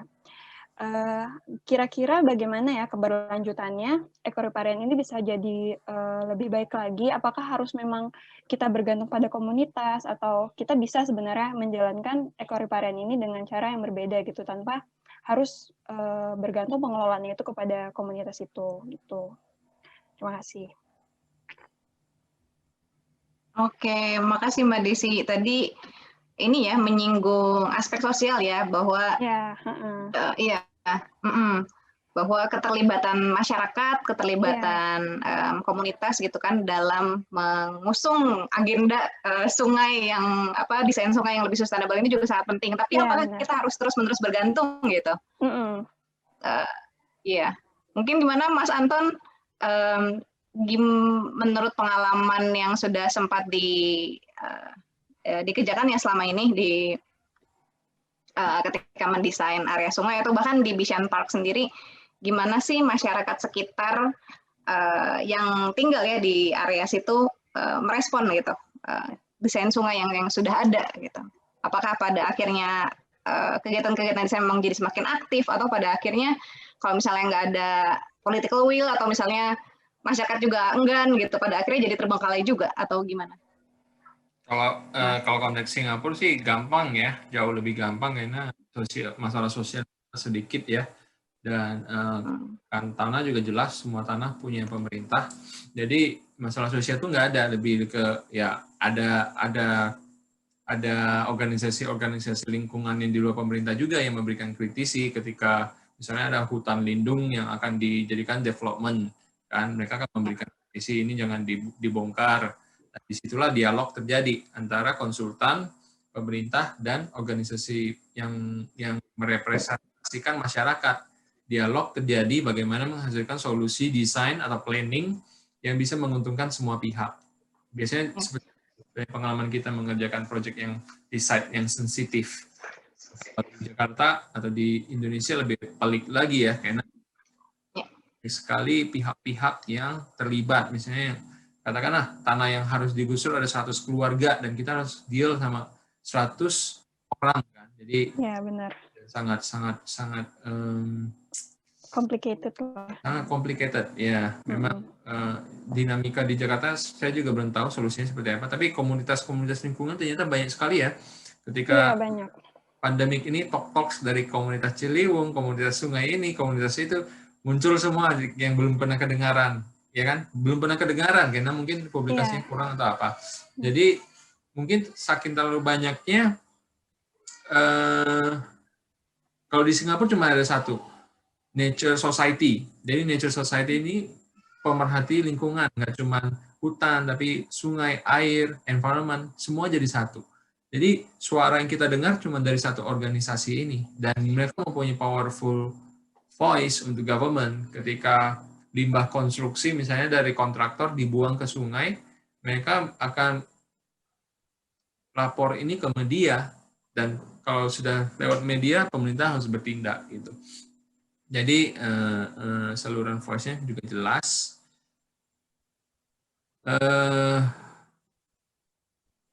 Beberapa proyek juga sekarang sudah melibatkan pihak pengembang, private developer, di mana mereka ketika membangun development di pinggiran sungai, mereka harus memberikan solusi sungainya, insentifnya seperti apa. Kalau mereka mau membangun di situ, sungainya harus didesain lebih naturalisasi misalnya, dan itu solusi yang baik menurut saya, karena itu menggunakan dana dari developer gitu. Ya, benar. Dan pembangunannya lebih apa ya? Teratur.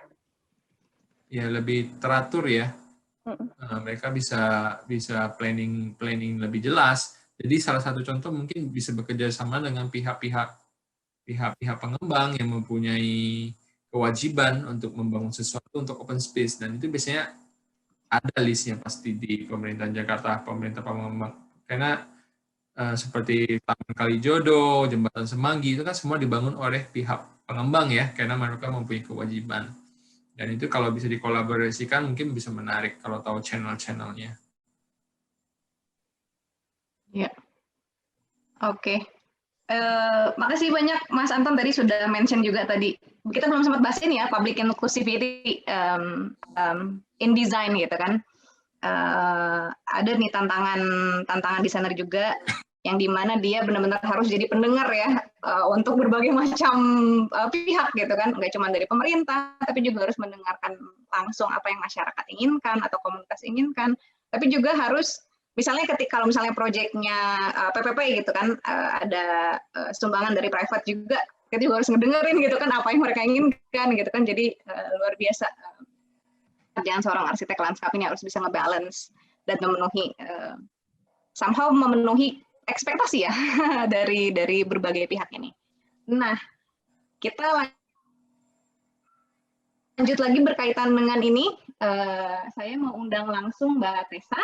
Nih Mbak Tessa penasaran tentang cost, percentage cost, perbedaannya antara mengkonstruksi atau membuild atau mendevelop sungai yang seperti sekarang gitu kan, jembatan aja sama naturalisasi, sebesar apa gitu cost yang harus, perbandingan costnya gitu, dan gimana caranya kita supaya bisa tetap break even gitu kan ketika nanti di akhir. Mbak Tessa, halo, boleh dicoba mic-nya? Halo, boleh dicoba videonya, boleh sambil kita kenalan juga mungkin? Oke. Halo. Silakan Mbak. Iya, halo, mau nanya soal biaya ya. Kalau soalnya kadang-kadang kayak misalnya saya ada project yang let's say di Malaysia lah, itu dia kita propose something memakai yang ABC gitu ya. Jadi lebih ke segi environment, kita bisa clean water dan sebagainya. Tapi dari segi klien itu decision maker-nya itu dari segi financial gitu.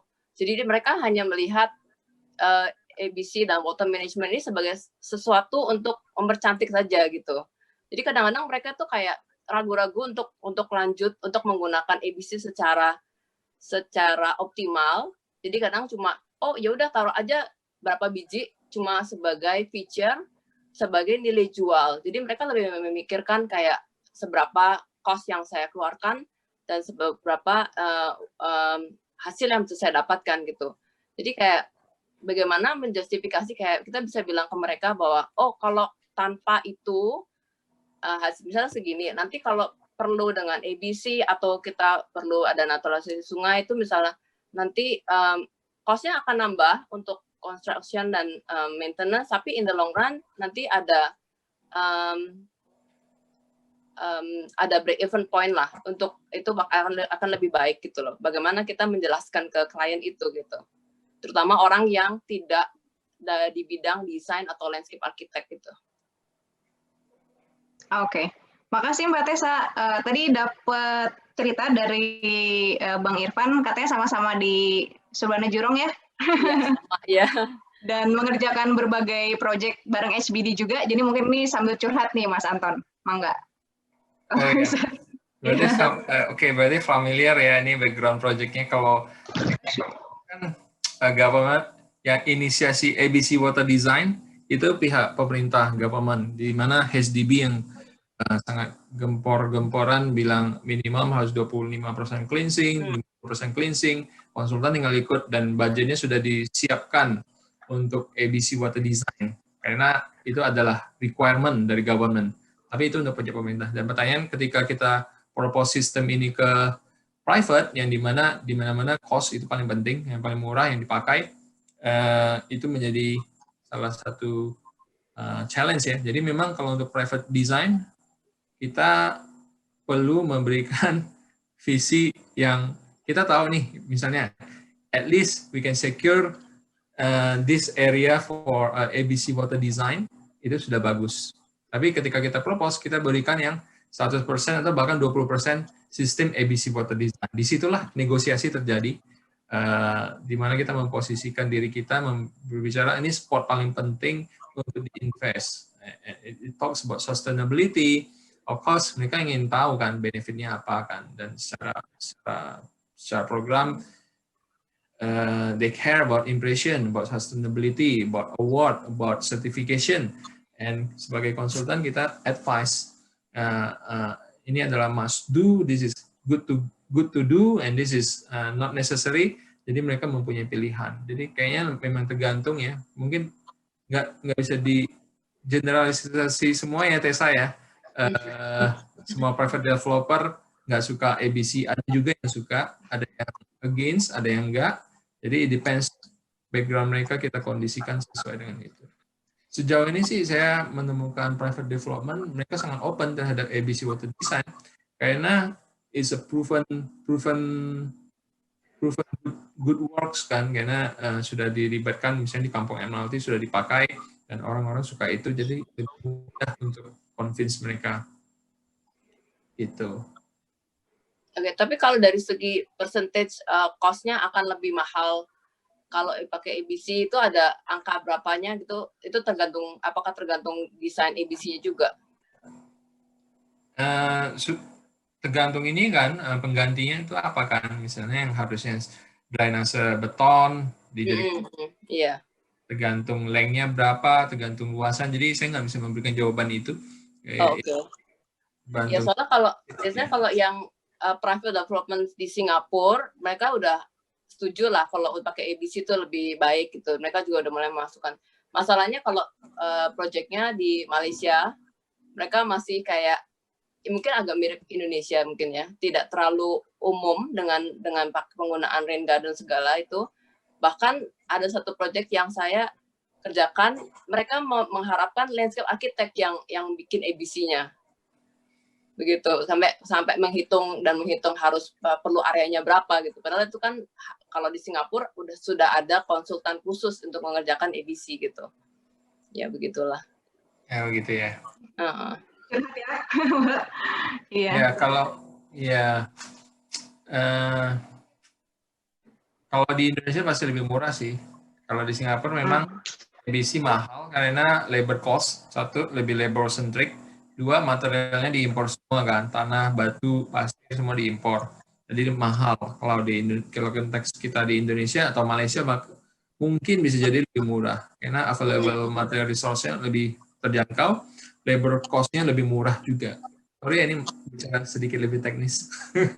Oke. Tapi ya, it's like that. Dan kebetulan kalau saya waktu kerja di Ramboll Studio Recital itu kan area ABC Water Design-nya. Jadi landscape yang meng-guide engineering di mana menerapkan rain garden, di mana menerapkan bioswales, persentase catchment cleansing-nya berapa, itu semua landscape yang mengerjakan. Punya in-house hydraulic engineer di tim kita. Gitu. Oke. Thank you. Jadi leader ya. Iya, makasih Mbak Desa sudah ikut gabung diskusi. Ya, sama-sama. Iya. Iya, Mas, masih terus lanjut nih ya ngobrolin sebentar lagi nggak apa-apa kan? Oke, sampai jam 12-an mungkin. Hah? Masih banyak pertanyaan ya? Gimana Mas? Nggak apa-apa sih saya. Mungkin ada. Yang lain udah bosen belum? Masih ini kok Mas, masih rame. Tuh Mas, ada 50 orang. Ya kebetulan okay. Sangat sedikit ngomong masalah desain ya, ngomong masalah hal-hal yang berkaitan, bersinggungan. Tapi itu yang penting diketahui, terutama untuk teman-teman yang masih kuliah ya. Jadi a design is, you can do a good design, but you also need to know what happens behind the scenes kan, untuk hubungan dengan project itu. Iya, betul sekali.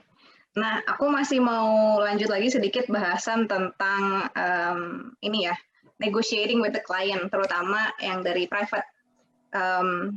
Memang mungkin kalau misalnya kita balik lagi pengen menghadirkan desain yang benar-benar sustainable, balik lagi kan ada impact cost-nya. Pada akhirnya kita harus mengimbangi itu dengan ngasih added value yang sifatnya ekonomi. Harga properti akan naik lah, ataupun lain-lain yang sifatnya indirect ya, yang sifatnya tidak langsung. Nah, tapi ini pada akhirnya jadi masalah baru Mas di beberapa negara, terutama di Amerika Serikat ini, terutama di Amerika Serikat juga gitu, muncul hal-hal yang sifatnya gentrifikasi gitu. Jadi justru masyarakat yang ada di sekitar sungai, ketika sungainya sudah bagus, cantik, ekosistemnya terjaga, biodiversitasnya tinggi, property value naik, mereka justru nggak bisa menikmati itu karena pada akhirnya economic standing mereka juga nggak mengimbangi gitu dengan property value yang naik. Balik lagi ini mungkin off design gitu. Tapi saya penasaran sama pendapat Mas Anton tentang ini. Sorry, mereka nggak bisa menikmati karena apa? Karena adanya gentrifikasi. Jadi karena property value-nya naik, pada akhirnya mereka nggak bisa tinggal lagi di sekitar situ. Karena economic standing mereka itu nggak ikutan naik juga gitu. Karena mereka tetap ada karena mereka tetap punya economic standing yang sama misalnya. Jadi pada akhirnya mereka harus keluar dari area tersebut. Oh iya. Dan pada akhirnya area-area yang cantik ini, area-area yang indah ini, kawasan sungai yang sudah ditata rapi ini hanya bisa dinikmati sama orang-orang yang punya economic privilege gitu. Ini yang terjadi gitu di Amerika Serikat ya sekarang gitu, ada masalah sosial dan ekonomi yang muncul. Betul sih. Penasaran nih terkait. Karena di Singapura itu kan area paling mahal sekarang di Marina Bay, Clarke Quay, Boat Quay, di mana itu menjadi pusat ekonomi city. So, if we think about secara general, dia akan menjadikan negara itu atau kota itu mempunyai nilai value ekonomi yang lebih baik, ya kan? Tapi kalau kamu bicara soal personal, orang yang tinggal di situ harus pindah atau nggak bisa tinggal di situ lagi, dia nggak mempunyai kerugiannya di pihak itu. Tapi kalau kita lihat secara general, city-wide itu generate income untuk kota, negara, dan orang sekitar yang misalnya sungai yang bagus membuat itu menjadi CBD, ya, Chicago River menjadi CBD. Dan yang bisa bangun di situ adalah gedung-gedung perkantoran, hotel, atau apapun yang mempunyai nilai-nilai besar dan bangunan natural heritage-nya akan diprotek. Dan itu menciptakan ekonomi yang lebih luas karena menciptakan lapangan pekerjaan baru, ya kan, menjadikan investor masuk lebih bagus.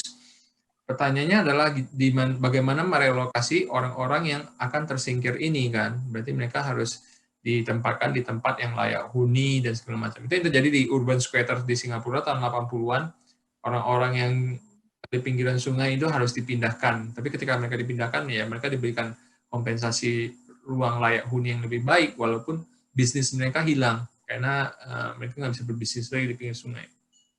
Tapi if you look at the things over next 20-30 years, it's a good decision because otherwise rivernya akan kumuh, kotor. Tapi sekarang rivernya bersih,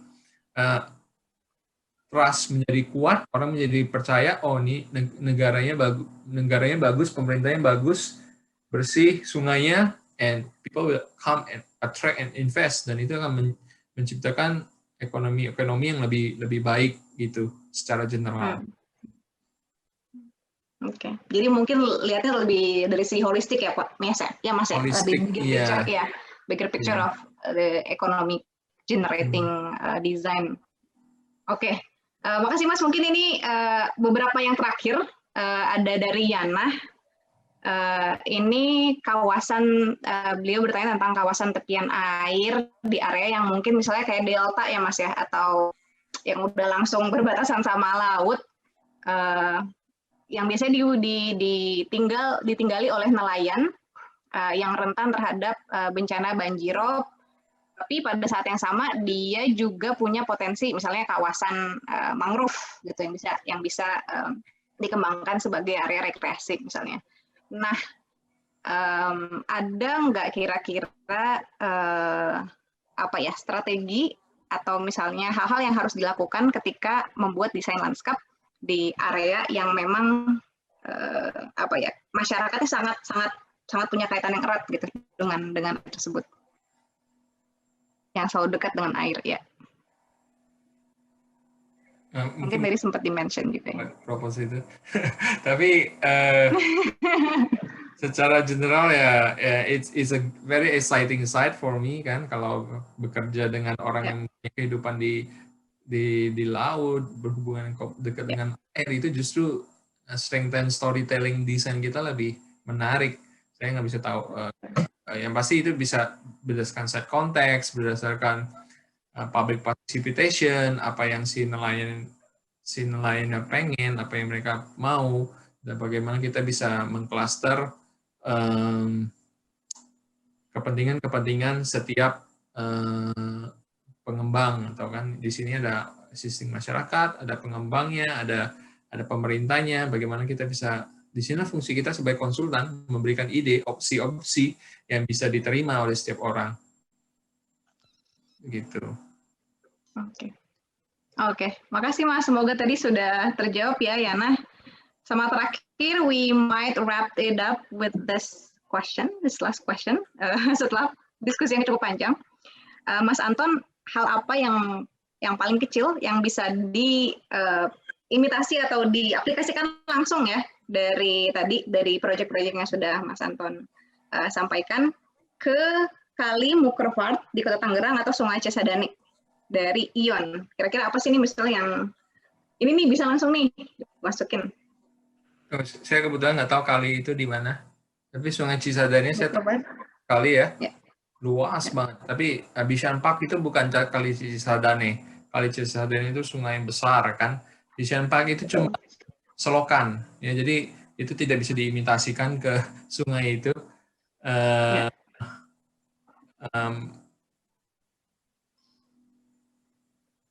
Mungkin itu ya. Jadi untuk sungai yang besar ya lebih ke pendekatan planning, bagaimana menghidupkan sungai itu, di mana itu area komersial, di mana itu area taman, area hijau, itu kan bisa disesuaikan sesuai dengan konteks sungainya.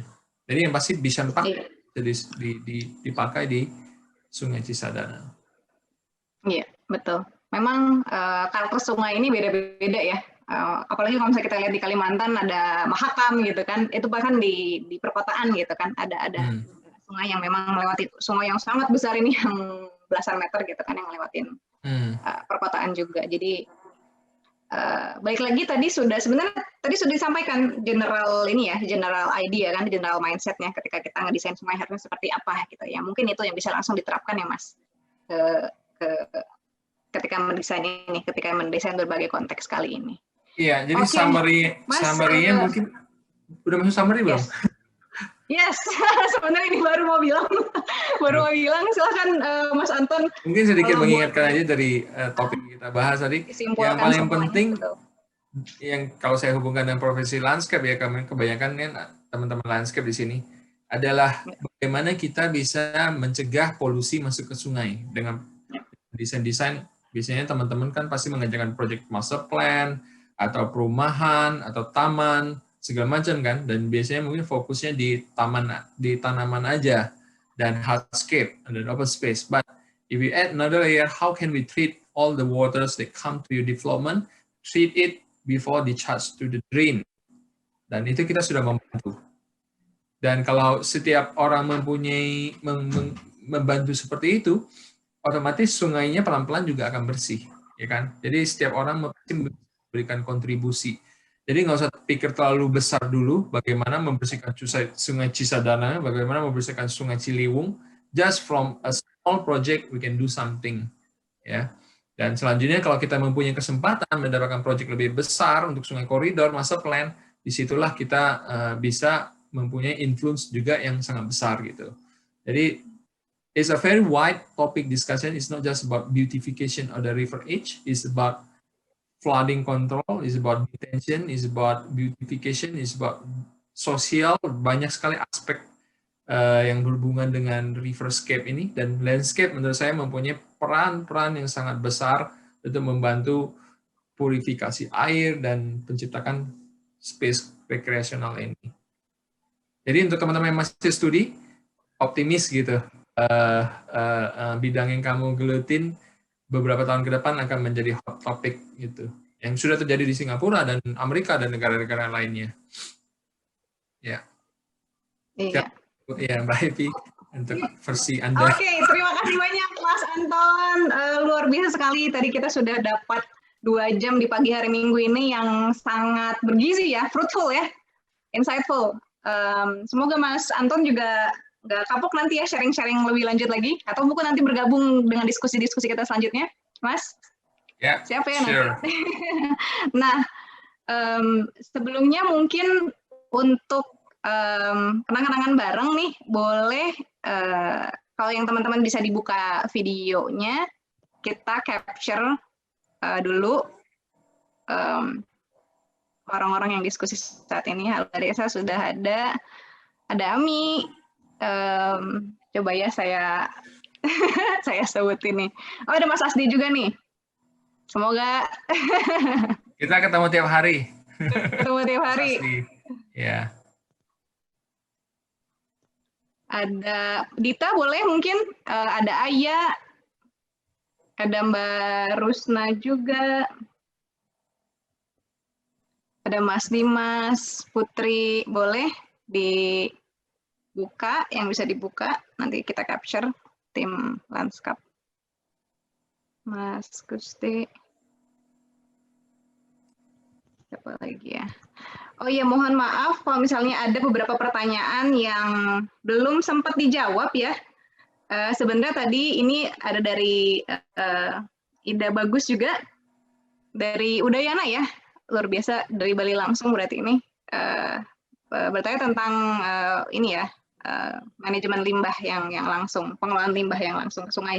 Tadi semoga sudah sempat sudah sempat disinggung, sudah sempat dibahas gitu kan, tentang bagaimana kita bisa menangani itu. Terus tadi Mbak Rusna juga, Mbak Rusna, iya, semoga tadi dari diskusi yang ada bisa menjawab ya Mbak ya.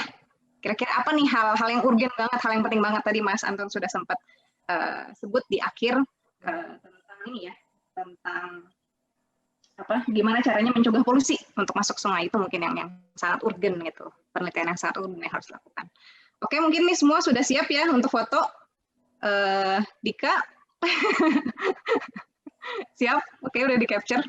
Boleh dihitung mundur aja kayaknya. 1, 2, 3.